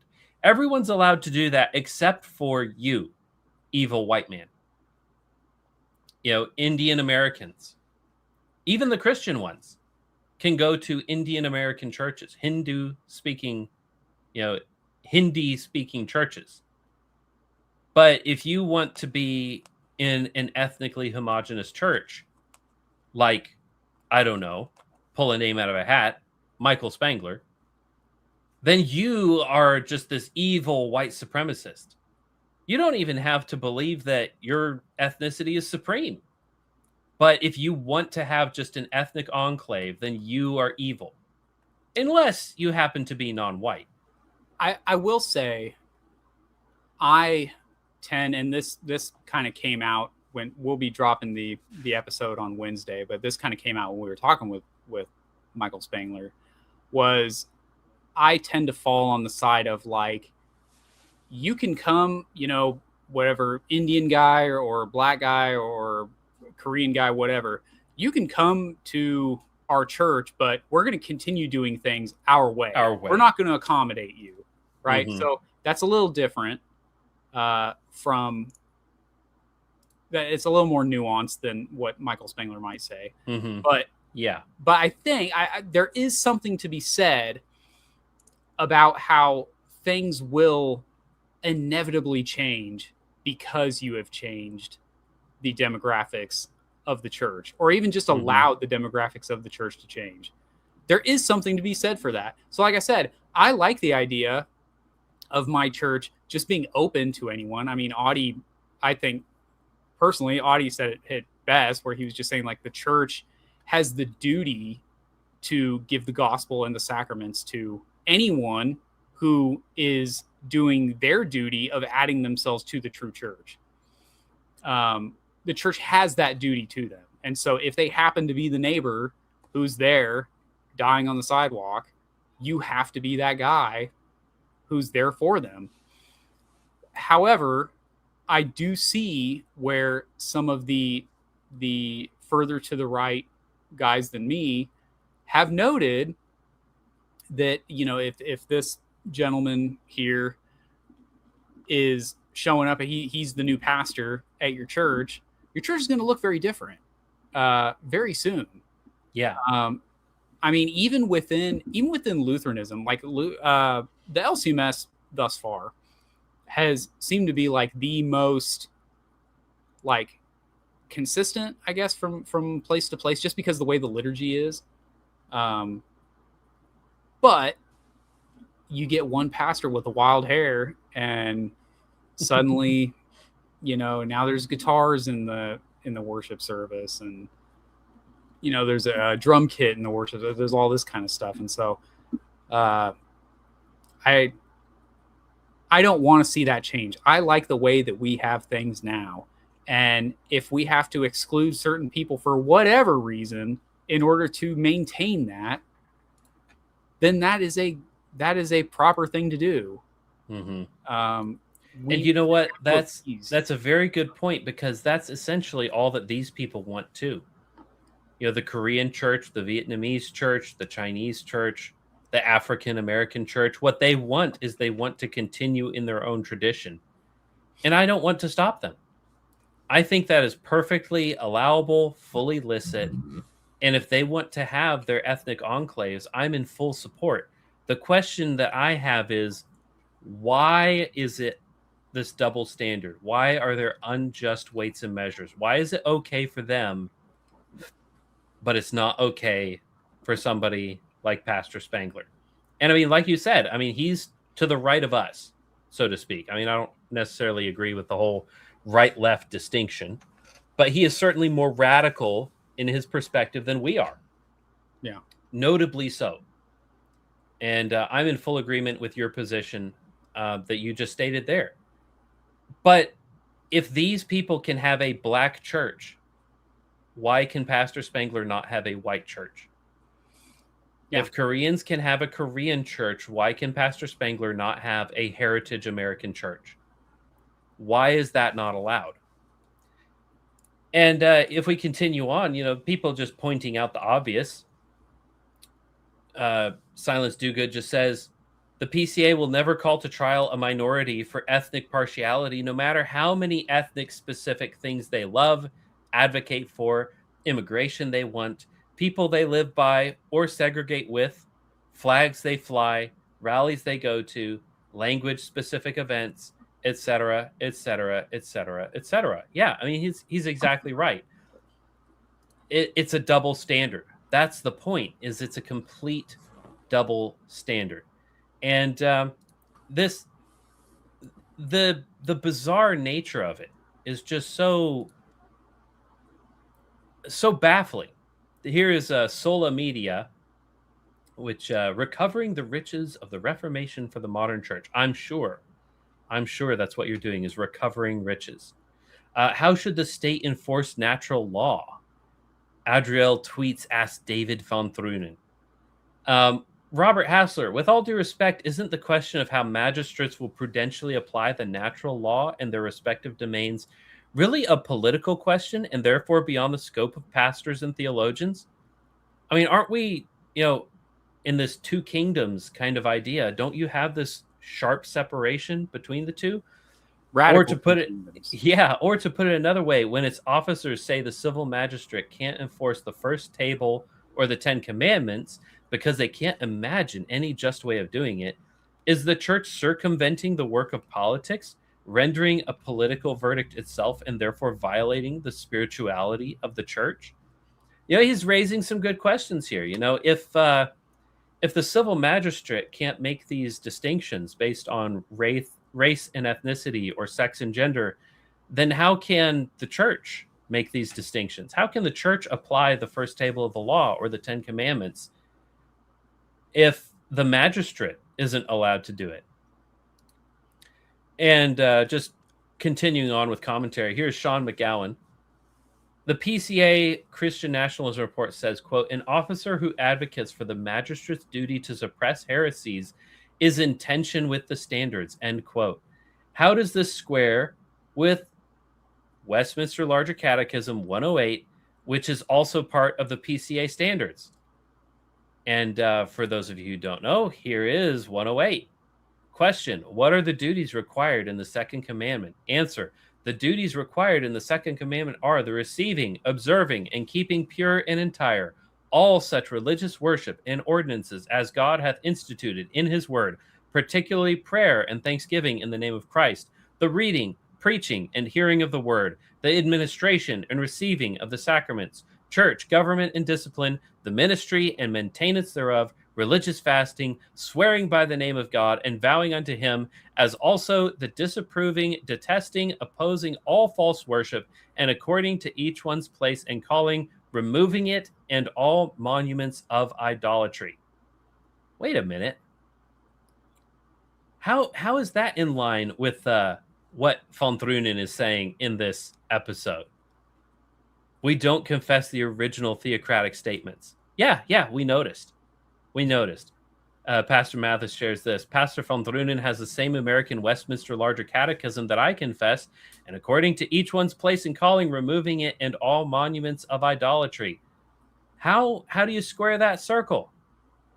How do you square that? Sean McGowan again. An officer who advocates for the magistrate's duty to suppress heresies is in tension with the standards.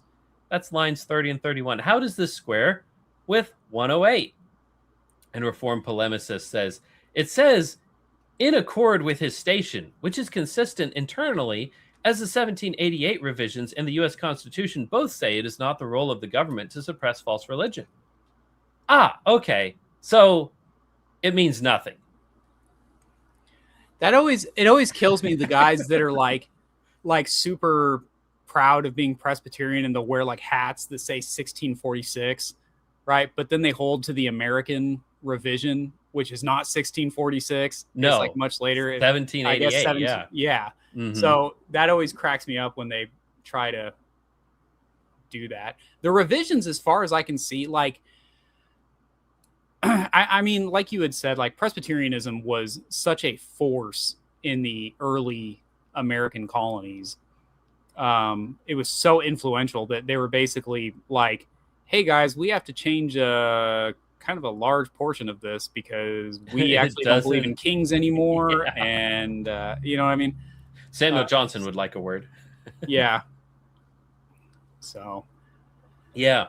And of course, this is having ramifications. Hart, referring to DG Hart, this individual here. Yeah. Hart, an elder in the OPC, a denom that doesn't allow exception to the standards, as far as I know, found out that Westminster Larger Catechism 108 says what it says just a few months ago and immediately said he would take exception. Now he's publicly saying the Westminster Larger Catechism is self-contradictory, needs to be suspended. He's got a point. And here's DG Hart. 194 calls us, including magistrates, to forgive sins. You think 108 gives permission for magistrates to punish sin? No, we can't punish sin. We have to forgive. Click on that because he says, DG Hart says something even crazier in that same thread. Duties and permissions are not the same thing. He says something in. Yeah. He says something wild in that thread that really. There it is. Yeah. 108 is inconsistent with 194. Well, I mean, yeah, that's the original thing. So like in the how do you square that circle? And he says, shouldn't the syllogism actually be government must promote the public good as the only true religion? Christianity is part of the public good. Government must promote Christianity as part of the public good. I mean, that's weak sauce. I mean, the Westminster Catechism says that it should suppress evil, not promote the public good, suppress evil. I commented on something he said. Oh, that was it. That was it right there. That's right here. As part of the public good, it means promoting other religions that are also part of the public good. That's the problem of your using part. What other religions are part of the public good? That is an honest question. What did you mean by this? Because he's kind of a loose cannon. He's very loose with his words. He is the epitome of looseness with words is equivalent to looseness with bowels. He just throws words out there and starts a sentence hoping he finds it along the way. The promoting other religions. So let's think about that. What is another religion necessarily? What does that mean? It means a false religion. Yep. A religion other than, what's good about other religions? Exactly. Anything other than Christianity is a false religion. By definition. Has to be. And then Hayden Bernays, exactly this. Why are false religions part of the public good? Part of the public good means true religion is a portion of the public good, which also includes non-religious elements, not that the various religious are parts that together form the whole. And, I'll disagree with his verbiage there. I don't believe that there are non-religious elements to anything. Religion permeates everything because all of Christ for all of life, God made it all for his glory. There's no such thing as a non-religious element of life. But here's his example. You use Twitter. Elon Musk contributes to the public good. Christians know that unbelief is part of the public good. No, it's not. No, Mr. Hart. Mr. Hart. Elon Musk, insofar as he is an unbeliever, contributes to public mal, to public bad, to public evil, because he is not a Christian. Because as such, either you are for me or you're against me, right? The words of Christ himself. Either you are for me or you're against me. If somebody is... He's talking about an individual, right? He's not talking about Islam, right? Which is where he started, notice. Right. Other religions that are also part of the public good. Yeah. Elon Musk is an individual. Elon Musk is not a religion in and of itself. Mm-hmm. He does have some kind of cultish aspects to the amount of women that he impregnates on the rig, but he is not a religion. Islam There is no public good to the promotion of Islam. None whatsoever. There's no public good to the promotion or even the not tearing down of giant Hindu statues. So this is just, it's awful, dude. Like I said, like he's got looseness with words that I guess he's just like an old man. I'm sure he's a nice guy, right? I've said that I appreciate that his banner is Connie Mack Stadium, which is my favorite all-time ballpark. It's because he's a Phillies fan, but it's I mean, I'm sure he's a great guy, but he says things where it's like, just take an extra 5 minutes before hitting send. Like he's a great example of a guy that you'd love to eat a hot dog at a ballpark with, but who probably should not be a pastor. Yeah. Or maybe he's just past his prime, right? Yep. Maybe it's time for him to step down. Maybe he's just outgrown his usefulness. I don't know. I mean, I don't know the guy. He's out of sync with the confession that he supposedly holds in a denomination that does not, as far as we know, allow exceptions to that confession. You know, maybe he should step down. Maybe he should. And yeah, where many words are, sin is not absent. And that's unavoidable in public discourse. But some people have more words and more sin. And maybe you should have been a little slower to write. But moving on, Papa Alpaca, Grand Inquisitor, Papa Alpaca. Most important note, average age of the study committee is 60. They are all vocationally and educationally siloed in Reformed land. They are all Burkean conservative types. And he's posting that as a commentary on this previous post, notably present in the PCA Christian Nationalism Report. Vague but obscure references to Moscow, Ogden, Isker, Webben, and Bronze Age pervert. One of these things is not like the other, by the way. Yeah, very much. Bronze Age pervert, the homosexual Jew, is not a Christian nationalist. Okay? He is not any of these things, and yet he is being referenced. And he says, notably absent, Samuel Rutherford, George Gillespie, Scottish Covenanters, Dabney and Thornwell, historical confessional establishmentarianism. And he raises a good point. These people are all old. They are professional academics. Most of them have never had a real job in their life. And if they did, it was so long ago they have lost touch with reality. There's something to the wisdom of the common man who has to wake up at 5 a.m. to go to work and has to come home to kids who have questions about life, real life, not just theological questions, which they'll have those too, but questions about how do I love my neighbor? How do I deal with the school bully? How do I deal with the fact that I threw my baseball over the fence and I can't get it back? There's something to the common touch that these men have completely lost. And it shows. And it shows miserably in the way that they write, because they've got all of their hoity-toity ivory tower ideas of how the world should actually work in their gated communities, in their ethnic enclaves, in their intellectual high towers, where they don't deal with the real problems on the ground of the young man who cannot afford to get married or buy a house because his country is full of foreigners who are leeching off of the public dole.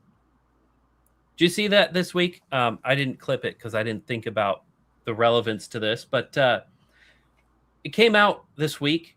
25% of all Mexicans live in the United States.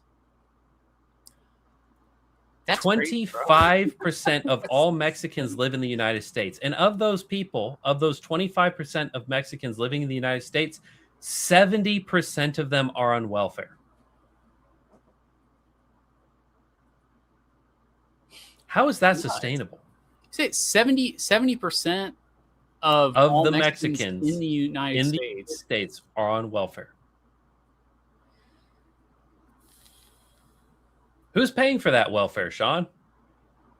You, me. Yeah.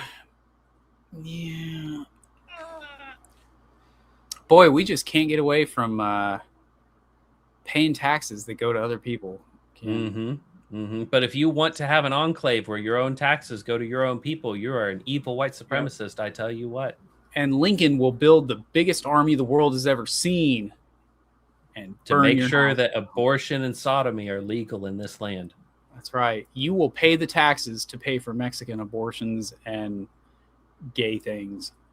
I don't know what gay. I don't know, like medication to keep them alive despite their abhorrent behavior. Keep you from the consequences of your actions. Other Paul had a really good point. He just reposted, tap sign.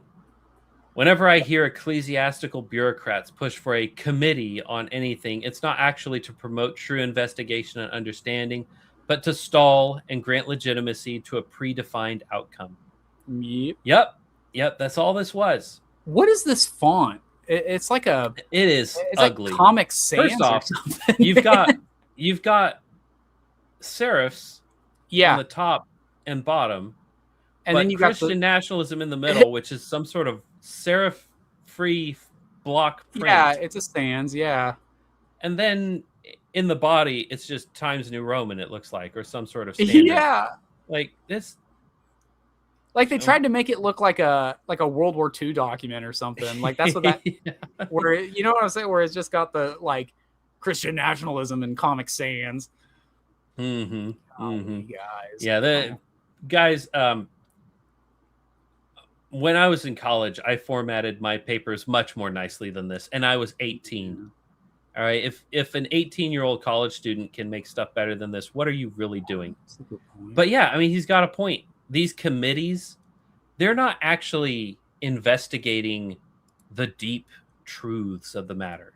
They're not actually interested in the two perspectives and finding a via media or, finding the real grievances of certain individuals within the community and reaching out in an understanding way. No, the entire purpose of this is just to circle the wagons, excommunicate everybody who disagrees. That was always the purpose of this. It always was, and it always will be. Yep. And now for something totally different. Completely getting back to the idea. If you're trying to, completely. Now for something. We need to just have that. We need to have that as a clip in our, our thing. James Barrett says, if absolute religious liberty is true by virtue of the Imago Dei, then God's command to civil government can't violate it. God's command to civil government in the Old Testament violate absolute religious freedom. Therefore, absolute religious liberty is not true by virtue of the Imago Dei. It's the same argument from before. It's a version of the same argument I was saying before. Like there's not a lapse. There's never a lapse in the universal laws of God. Yep. God is not a man that he should change his mind. And he says, the law of the Lord is perfect, reviving the soul. In other words, if absolute religious liberty is true because people are made in the image of God, then God violated human dignity in the Old Testament civil law. Yep. And riffing off of that a little bit, Luke stamps. If total warfare, herem, which I believe that's the Hebrew word for this, I don't think it has anything to do with multiple wives. Yeah. If total warfare is immoral by virtue of the Imago Dei, then God's commands to civil government can't sanction it. God sanctions total warfare in the Old Testament. Therefore, total warfare is not immoral by virtue of the Imago Dei. Find the flaw. Well, Luke, I can't find the flaw, man. I think you nailed it. I think you're right. But can't we stop trying to reduce complicated theological matters to three-term categorical syllogisms? Wait a minute. So you're saying this sarcastically? Yeah. Luke, I was with you, bud. Yeah. I was on board. This is a proper syllogism. Yeah. You say find the flaw. I didn't find it. Yeah. So Luke, it's like when they try to sarcastic, you find the flaw. Yeah. It's like when they try to use it where it's like, well, I mean, if this is true, then then that makes what the Confederacy did right. Well, Like, if the syllogism works, like, yeah, I mean, you're or reading my like, oh, mind, bud. yeah, but you know who else burned all the homosexual books was Hitler. Crazy, right? Oh boy. For legal reasons, I cannot reply. Yeah. All right. So to finish this out, I thought we should just do a little bit of history. Mm. There's this guy, Thomas Fitzgerald. I don't know anything about him, but this video scrolled across my Facebook feed, and I thought we should, just learn a little bit about the history of Boy, slavery. this guy looks like the history of slavery. Like, yeah, I mean, his ancestors probably owned slaves too. Yeah, hell yeah, dude. Yeah. So this dude's a brother in slavery right here for sure. Yeah, let's hear what Mr. A10, beautiful locks of black hair with a red beard. I mean, this is prime specimen right here. Let's hear what he has to say. In 1927, a writer named Zora Neale Hurston traveled to Alabama to interview one of the last known survivors of the Atlantic slave trade. And what he told her about how his journey into slavery actually began is not something you'll probably find in your school textbooks. Oluwale Kosola had been born around 1841 in what is now Benin in West Africa. In 1860, when he was around 19, soldiers from the neighboring kingdom of Dahomey raided his village. Kosola described watching the Dahomey warriors behead the king and elders of his community and display the heads on poles. The survivors were marched to the coast, loaded onto the ship called the Clotilda, and transported to Alabama. Hurston wrote that when Kosola described the Dahomey raid, his face was twitching in abysmal pain. Now, contrary to popular belief, the Atlantic slave trade, which ran from roughly the 15th to the 19th century, was not the origin of African slavery. Slavery existed across many African societies in various forms. Prisoners taken in war, people unable to pay debts, and those convicted of certain crimes were all enslaved. Owning slaves was actually a recognized mark of wealth and status across much of sub-Saharan Africa. So the internal African slave trade predates the Arab trade and the Atlantic trade. The Arab slave trade expanded and formalized these existing networks from around 650 AD onwards. By the time European traders arrived looking for labor for the American plantations, they found an existing, sophisticated, and deeply embedded system of human trafficking already operating at a massive scale. Now, Dahomey is perhaps the most notorious slave trading kingdom, and it built its entire economy around raiding neighboring peoples for slaves. And what happened to those considered surplus was considerably worse than the slavery itself. The Dahomey practiced large-scale ritual human sacrifice at ceremonies called the annual customs, known in the Fon language as Kwetanu, which translates literally as yearly head business. War captives and slaves were publicly beheaded in large numbers to honor deceased kings. During the ceremony, around 500 prisoners would be sacrificed. As many as 4,000 were reportedly killed in just one of these ceremonies in 1727, and the skulls were collected and used to decorate the palace walls. When Britain pressured Dahomey to stop the slave trade in 1853, King Gelele told the British he would do whatever they wanted except leave the slave trade. He said, "The slave trade is the ruling principle of my people. It is the source and the glory of their wealth. The mother lulls the child to sleep with notes of triumph over an enemy reduced to slavery." Basil Davidson, one of the most respected scholars of African history, wrote in The African Slave Trade that the notion Europe altogether imposed the slave trade on Africa is without any foundation in history. None of this is to say the transatlantic slave trade wasn't abhorrent. It absolutely was. But a history of African slavery that begins with European ships and ends with abolition in 1865 is not a complete history, because it omits 1,000 years of the Arab slave trade and internal African slavery, the active participation of African kingdoms in capturing and selling their own people, and the fact that when Britain moved to abolish the trade, it faced fierce opposition not just from European slave owners, but from African rulers who had grown wealthy from it. In 1927, a writer named Zora Neale Hurston traveled to Alabama. So, what is the takeaway here? Well, the African slave trade was not invented by white people, but it was certainly participated in. Slaves were purchased, transported, bought, and sold. Much like the Hebrew slave trade. When, and this is getting back to your argument that you had with what was his name? Reisner, I believe, where he says, well, slave trade and human trafficking, kidnapping, they're all the same thing. And, you can't do it without stealing people. Yeah. And the question that was asked is, wait a minute, did the Hebrews, the people who in Leviticus 25 are commanded, you shall purchase, as for you, your male and female slaves that you will have, you shall purchase male and female servants from the nations that are around you. And Reasoner wants to say, oh, but these were legitimately enslaved people from the nations around you. What does that And there mean? was no man stealing involved. There was no Naomi tribe in the Levant. You know what there was in the Levant? There was the Assyrian Empire,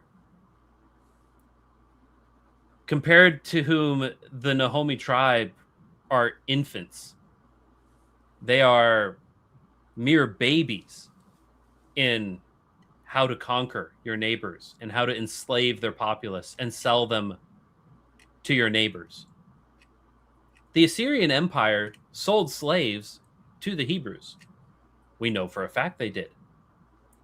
And here in Leviticus 25, verse 44, as for your male and female servants that you will have, you shall purchase male and female servants from the nations that are around you. Also from the children of the sojourners who are among you, you may purchase from them and from their families who are among you, whom they begat in your land. No magic soil here, guys. Being born in Israel doesn't make you an Israelite. And they shall be your property. You shall also bequeath them as an inheritance for your children after you, and they shall be for you as permanent servants. Yep. Generations.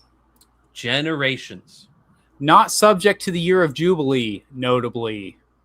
I don't know why people think that the year of Jubilee steps in there and changes that for foreign slaves. The year of Jubilee existed because the purpose of the Israeli government of that time, the kingdom, was so that the inheritance was shared more or less evenly, so that a person of that first generation did not just lose their inheritance. So that tribes didn't go extinct. Yeah, it essentially was very much against a capitalist type system where, oh, let me purchase some of your land for, this price, whatever. You couldn't do that. That was your land. That is your ancestral land that you must give to your descendants. If you came into like a crop failure or some other calamity where you lost all your money and you had to give yourself as a slave to someone in order to survive, that is when the year of Jubilee comes in and your debts are forgiven, and you as a brother of that man are allowed to retake your land. So like, say you sell your land to this guy, right? You have a crop failure, you and your family are going to starve to death. It's better that you sell your land to this guy and you have some money to eat or whatever the situation is, right? So when the year of Jubilee's up, he has to give that land back to you, because the whole purpose of that covenant is so that you continue to own that land and your descendants own that land. There's no usury being used by law amongst themselves. I bring all that up because like people will try to say, oh, well, the foreign slaves, they would eventually just become part of the covenant people.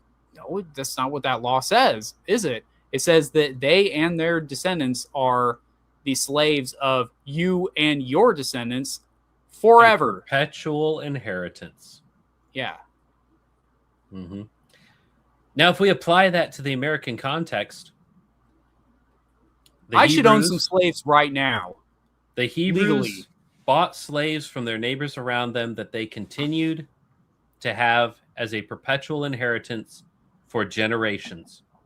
The slaves born in your household. That's a common phrase in Scripture.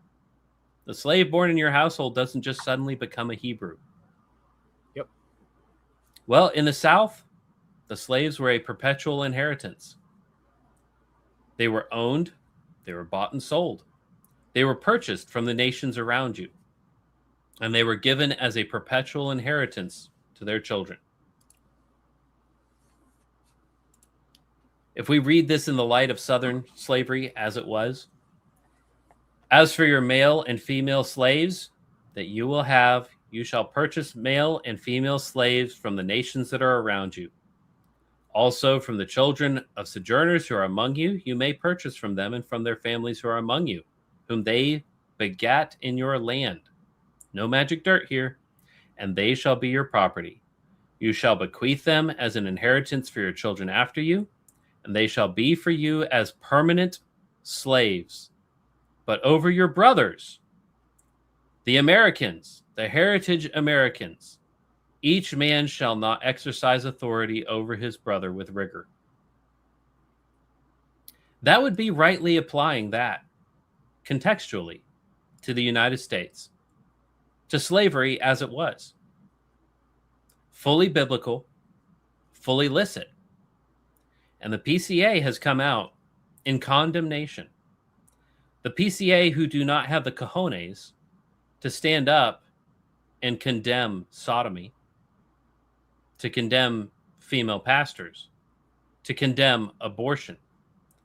When was the last time one of these large assemblies, one of these large denominations came out and said, abortion is murder, and we want to encourage our local magistrates to treat it as such?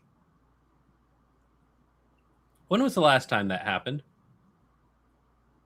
Probably never. So I titled this show, Is Abortion Worse Than Slavery? Because we seem to be out of sorts.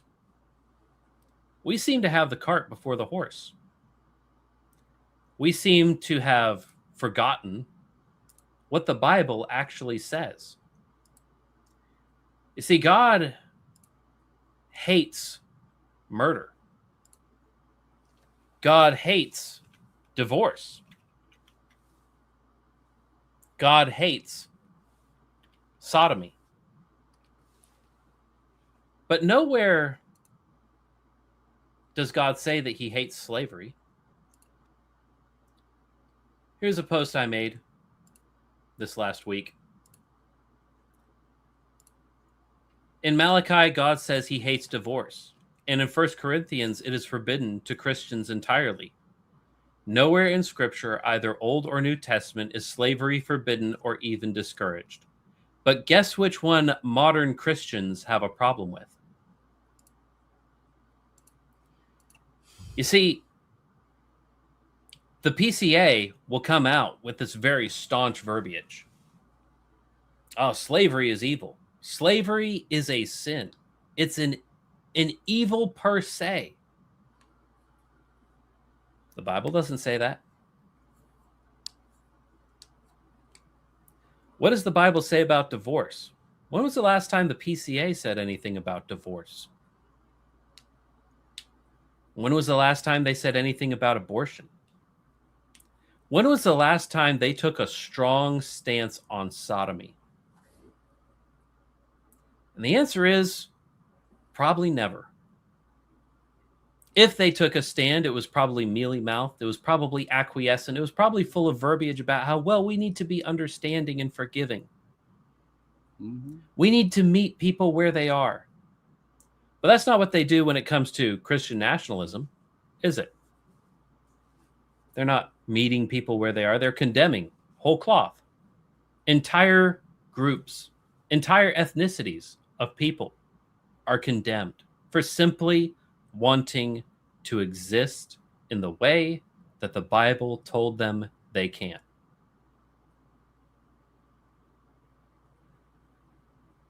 Brothers, this is not good. This ought not be. The PCA, if they adopt this, is an apostate denomination.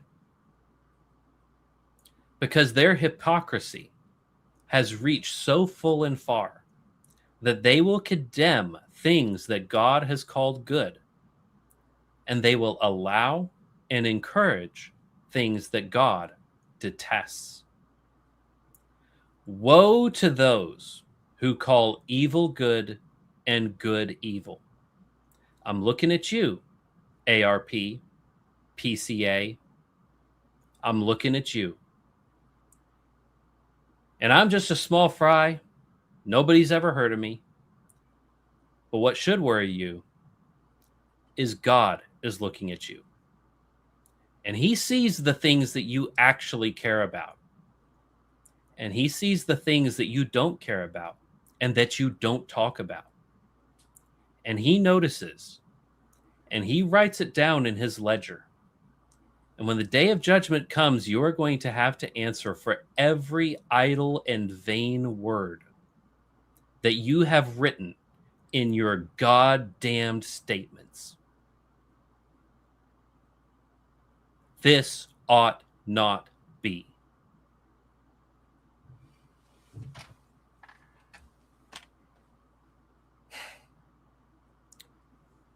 All right, let's get back into the comments. Jeff Halfley, the PCA report can be summarized as the embodiment of the first commandment of modern Christianity. Thou shalt always be nice. Well, to bad people anyway.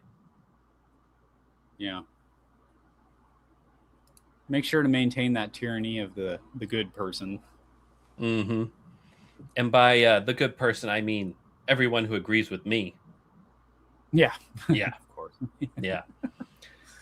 Jeff Halfley continues, and this false commandment will be the death of post-war Christianity. Yeah, I mean, if these denominations continue in this falsity, if they continue in this perversion of justice, they will die. As many denominations, as many church groups have gone and died before, falling into this kind of irrational, self-contradictory, anti-Christian bigotry will spell the doom of these denominations, and all the money in the world cannot save you.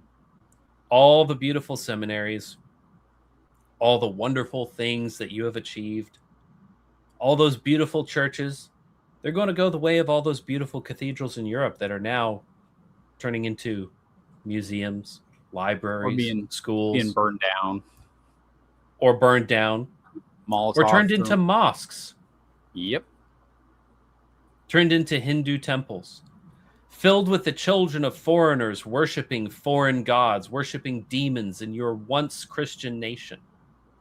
Because you didn't have the courage to stand up for what was right. Because you didn't have the courage to stand up and say, no, we will not allow the worship of false religions in this land, because they are not for the greater good. Because the only thing that is for the greater good is the good religion, the one true religion, the Christian religion. And Jeff Halfley dropping a white pill and lead to a new age of the church. And that is the white pill, guys. Wilson is fond of saying, insanity cannot last forever. And he's right. These people cannot win. They will not win. It's impossible. And the reason they cannot win is because God will not be mocked. His truth reigns supreme. When I am dead and buried and future generations carry the torch, there will still be gays running around saying that slavery is bad.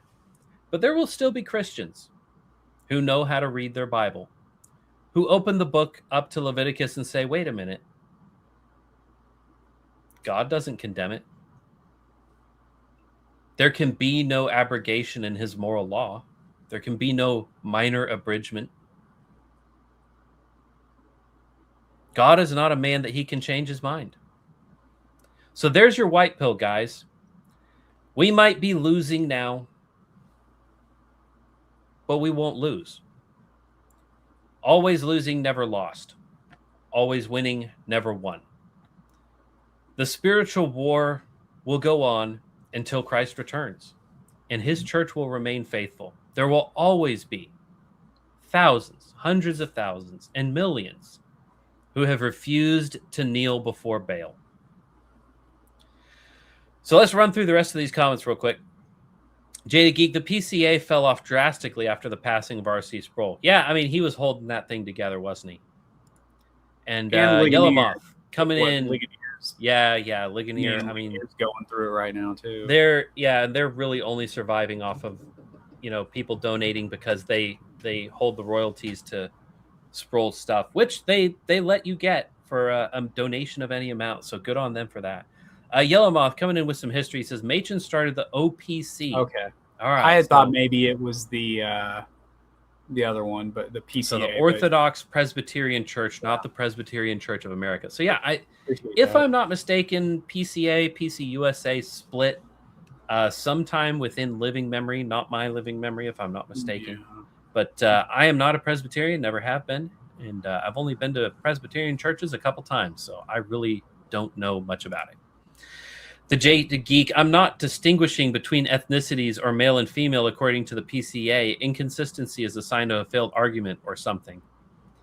Yeah. Jeff Durbin, belch. John Reasoner, also belch. Yeah, I mean, these people are very inconsistent. Oh, bleh. Bleh. Yeah. Yeah. Blah. I mean, it's the point is it's a disrespectful utterance. And agreed. I mean, that's not to say that Jeff Durbin doesn't do some good things. Yeah, I was going to say Jeff Durbin at least there was at least a time when I was a everyday Jeff Durbin listener. Mm-hmm. Like anything I can get my hands on from Jeff Durbin. Yeah. John Reasoner has been a fat retard he's been from the beginning. Pretty lame the whole time. Yeah. Jeff Durbin at least is not a fat retard. But he is short, so Is he? Oh, he's pretty small. Yeah, I mean, I'm a tall guy, so maybe he seems smaller than he really was, but he's a small guy. But he's a ninja, so ninjas can be small, I guess. Check for Tunnel says, I watched a sermon speech by MacArthur on the slave word issue in his work on the translation. Yeah. It seemed to be something he really liked talking about. Stuff. Yeah, he wrote a whole book about it. Which I have. I have not read it, but really? I have it. Yeah. I have a couple books. The title of the book is Slave. Hell yeah. The book is called Slave by John MacArthur. Yeah, and at no point in that book does he say that slavery is a moral evil. As a matter of fact, he seems to say the opposite. Yeah. JD Geek, Legacy Standard Bible is legit. MacArthur's last gift to the church. Yeah, it's cool. I'm not fond of the whole sacred names thing, the Yahweh things. I was really into it for a while, and then I kind of grew out of it and looked back on it as a time in my life when I was very immature. So that's not to say that you won't get good things out of it. I think it is a very good translation. It's like Sean said, it's essentially the, 1985? The 95. NASB 90. So 95. up until maybe 6-ish years ago, it was the newest NASB. So it had been something like 25 years before they had touched it. Mm-hmm. And, and all of the changes he made are very good. Very good. Jada Geek says, I swore I'd never buy a New English translation again until the LSB came out. Yeah. Recommend. I like it. I have recently, I was an ESV guy for a while. Ever since I went to college, I got an ESV. And, speaking of R.C. Sproul, I had, and I don't know where it's gone. I think I left it at a friend's church when I was visiting. Joel tell me, did I leave my Bible?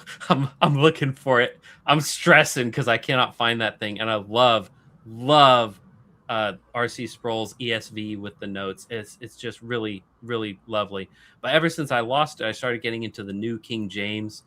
And I was raised in an IFB kind of household, so we were King James. And I really love the New King James too. So, but it's not necessarily the best translation. Lately, yeah.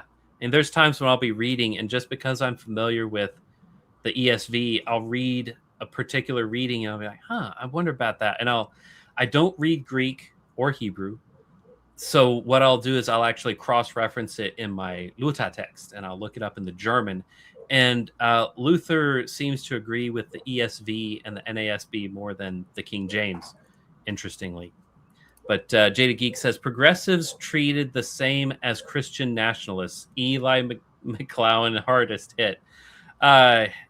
Yeah. I mean, You're one of us now. How do you like it? One of us. One of us. Welcome to the fold. Yellow Moth says next PCA General Assembly Ebonics counts as a valid reason to make a racially distinct church. I mean, it must because it's not ethnic, it's linguistic, and so they must. I mean, they must speak jive at that church, and then jive. Yeah, that's right. Chris Hookins, good to see you, man. He says mariachi truck, kind of like going to the lake expecting a nice outing in nature, just for bassmobiles blasting what my grandfather colloquially Bass called, mobiles. raccoon tunes. Yeah. I hate it, man. If I'm going camping or fishing, and there's people with a Bluetooth speaker, I've seen these devices that you can build that will broadcast a signal that will like cancel Bluetooth rays. I believe they're federally restricted, so do not try this at home. Yeah. But it makes me wonder. It makes me wonder because I'd really like to have one of those things along because I hate it. I got out in the middle of the nowhere to get away from people like you. People in general. I mean, I like getting away from people. Jada Geek says modern worship instruments in the LCMS. That happened at the LCMS church I formerly attended. I labored to end that, and they finally did after I moved. Sucks to be you, man. But hey, at least you left behind something better for future generations. Yellow Moth, I feel like detesting false religion means you want it suppressed by any means. Yeah. Pretty straightforward, right? Yeah. Which would include government. And Mormonism is good for a laugh. Does that count as the public good? Bro, you know what? All day I've been getting hammered by Mormons because I was so bold as to say that they don't believe in the Trinity, with which they have responded to as, no, Mormons believe in the Trinity, but also the Nicene Creed Jesus is heresy. isn't part of it. Yeah. Yeah, but also nobody even believed in the Nicene Creed, or nobody even believed in the Trinity for the first 300 years of the church. So it's like, well, wait a second, guys. Like one of those, like hang your hat on one of them, but you can't do all three. Yeah. Like, I don't know. Mormons are not Christian, and Hegseth is correct to categorize them as non-Christians. He is wrong to categorize other non-Christian ones as Christians. So like Jehovah's Witness, that obviously are they called Christians? Because there's a couple of ones like that. Goodness. Like there's like Christian Scientist, which is such a misnomer of a name that it's they're neither Christians nor scientists. Yeah. They're literally space alien religionists. Yeah, it's Scientologists, basically. Yeah. I mean, it's not the same thing as Scientology, if I'm not mistaken, but it's more or less the same ballpark. Jada Geek, DG Hart, blah, correct. Jada Geek, Mormonism is good for a public laugh, not if you own Lego, if you know, you know. I think that's a reference to the... Go ahead. Well, the other thing is, or if you don't know, play like you know. Yeah, pretend like you know. Pretend like you know. There you go. Yeah, I think that's a reference to the Lego store that it stole some guy's collection that was on... that he was selling. I believe Mormonism is involved there somehow because it's happening in Utah. So check for tunnels. Musk is probably transhumanist if you had to pin him down. I would say not probably, but absolutely transhumanist, which is not a Christian religion. Yellowmoth DG Hart is not a pastor. He's a history teacher. He's always been a jerk and he is past his prime. Is he not a pastor? Because I thought he was involved in leadership. Yeah, maybe he's not a pastor, but he's, an officer or something within that denomination. But somebody, let's see. It was in this thread here. Let me look it up. No. Hart, an elder in the OPC. So unless, obviously I'm not familiar with Federatos. I'm not familiar with him. maybe he's mistaken. Maybe Hart is not an elder in the OPC. Maybe he is just a drunken history teacher. But not that I have anything against drunken history teachers. I did not mean that as a slight. I particularly liked my my history teacher, but maybe he's not an elder. Maybe we're mistaken. In which case, he doesn't have to step down from being an elder, but he should still shut up. Check for Tunnel says the nicest way to describe these men is they are peacetime pastors who are not fit to lead the church in wartime. There's a nicer way to describe them than what I really think of them. Yeah. They're not wartime conciliaries, if you get my drift. You know, they need to step down and let the wartime conciliaries take over. Yep. Yellow Moth, which font does AI use? It's that one. Yeah. Talking about the Sans font. Don't know about that. I mean the it ARP did once I statement, saw that there is a font and it's a Sans font that AI uses a lot, I've noticed. Yeah, but the ARP statement, which we have covered, does show artifacting of AI. They have said that they did not use AI to build that report, in which case they just straight up lied about a bunch of stuff. And they're, as Sean pointed out, they are living in sin and ought to repent. But and then they tried to say that the issue was that us bad guys just delete stuff. Yeah, we're just hiding stuff all the time online. No, Mr. Glazer, you are a liar. Yeah, but this page from this report from the PCA, as far as I know, doesn't seem to be written by AI. It seems to have been written by real human beings, and they're making real cogent arguments. They're just wrong, whereas the ARP statement isn't even coherent. It isn't coherent enough to have a proper response. Jada Geek, the PCA and other conservative denominations stand against racism and slavery because these are not real problems in the West, and therefore they will not have to do more than squawk. Correct. If it's a real problem, they will be notably absent. Speaking against abortion, sodomy, divorce, or usury would require them to act against those in their pews.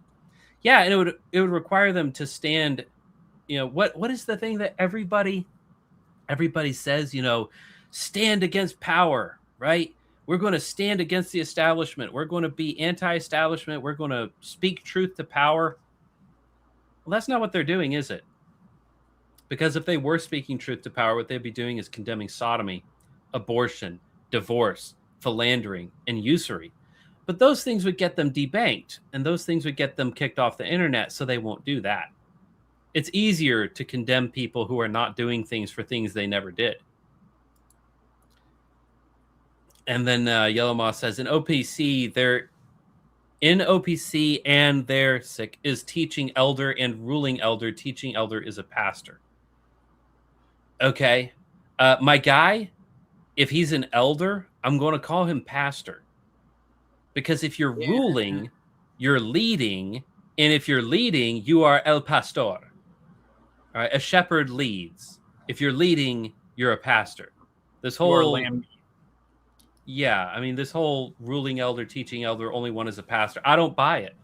I'm not a Presbyterian. I refuse to submit to these false, categorizations. Yeah, but he says the ruling elder is just a guy who makes decisions. Yeah, the president of the United States is just a guy who makes decisions. Hey, what can you do? Yeah. I mean, but he's the leader of the nation. He is the commander in chief of McDonald's. All right. That's right. So, yeah, ruling elder is just a guy who makes decisions. You call that a shepherd. The Latin word for shepherd is pastor. We call that a pastor. That's so right. Anyway, it's been a long show. I'm not a big Al Pastor fan. I never got say the it's hype. so good. I just don't. I can't get down with it, dude. Man, I am a white boy. I like fajitas on flour tortillas. Ooh, that is my gotta jam. make sure Gotta make sure this comic I showed, Sean's drip is totally rad. Yes, thank you, Johan. That is absolutely correct. I mean, he is really showing up dressed to the nines. So now making me jealous. I'm not wearing like the pants and all that, but like I've got like the authentic undershirt. Yeah, he's not wearing any pants at all, guys. No, I'm actually naked. Underneath these clothes, I'm butt naked, dude. No, but I've got like the whole shebang. The only thing I'm really missing is weaponry. Yeah. When I went to Alabama for a friend's wedding, we visited the first Confederate White House, and I got to handle some recreations of those rifles. And man, I want one. Holding that thing was just like, I love it. I want a revolver. That's what looks cool to me. Like, you know, I had one of those Confederate Navy revolvers. Actually, my first gun. Well, yeah, the Navy one. My first gun, according to paperwork, it was not a real gun, but according to federal law, black powder, cap and ball are not firearms. So I bought it when I was 18 years old. Now, my real first gun is a Ruger Mini 14, which I love. It is just the best thing. God bless Bill Ruger. That my dad gave me that when I was 16. So that's my real first gun. But I my cap and ball revolver, I had it out of its case in the top of my closet, and I had a leak in my roof that I did not know about. And so my entire closet was damp, and I pulled that thing out, and it was a solid piece of rust. And I tried to save it, and I gave up, and I threw it in the garbage. And yes, when I say I threw it in the garbage, I mean I put it in the dumpster because it is not a firearm. You can just do things. So I need to buy another one. They're like $200. They're very affordable, and I've still got the powder and balls and caps and stuff. You know, it's a crazy story. My first gun was in the Army. That was I never owned one before the Army. M4 or M9? It was M4. No, M9s they only had for officers. But I had a officers and medical also. But it was not. I don't know how this thing got in the armory. I don't know if it was someone's personal weapon or what. But like everyone else had like well, they were all AR-15, not AR-15s. Yeah. They're all M4s. Yeah. Right. Colt M4s probably, right? I believe so. But mine, for whatever reason, was a Smith & Wesson M&P 15. What? Yeah. So it was a Smith & Wesson version of the M4. And so when I don't know if it's the M&P 15, but I know that's the one I have now that I've bought here. But it was a Smith & Wesson. And I remember showing people, they'd be like, what the hell? Where did you get this? Like, dude, it was in the armory. I don't know who. Yeah. They just gave it to me and they said, you're responsible for this now. Yeah. But I had the only Smith & Wesson. And so that was what I got when I got here. I thought that was really cool. And I've always really respected Smith & Wesson. So I was like, you know what? I'm just going to get Smith & Wesson when I get home. And, for those of you who don't own an AR-15, I highly recommend a Smith & Wesson M&P 15. I believe that's what they call it, the M&P 15 for a first AR. It's very approachable. It's very affordable, and it just works. It's very, very good. Probably the best budget off-the-rack AR-15. Or you could do what I do and buy 80% and mill out, and then, purchase uppers from PSA and spend way more money than the thing's actually worth, and then end up every time you go to the range, you have to tighten stuff down. 3D print some things that you can't talk about online. Hey, I've seen some 3D printed lowers that are fully it's the full bottom and the butt together as one piece, because if you just 3D print the lower, attaching the butt is just, there's not enough meat there, so it tends to break off. That tends to be the failure point with plastics. So if you make it just one homogeneous unit, they tend to be able to hold together. what is it? In Range TV, I believe, did a big series on 3D printed homogeneous lower, and it was pretty tight. It was pretty cool. But anyway, enough about gun talk. We need to close this out. We've been going for 2 hours and 45 minutes, and we have an after show.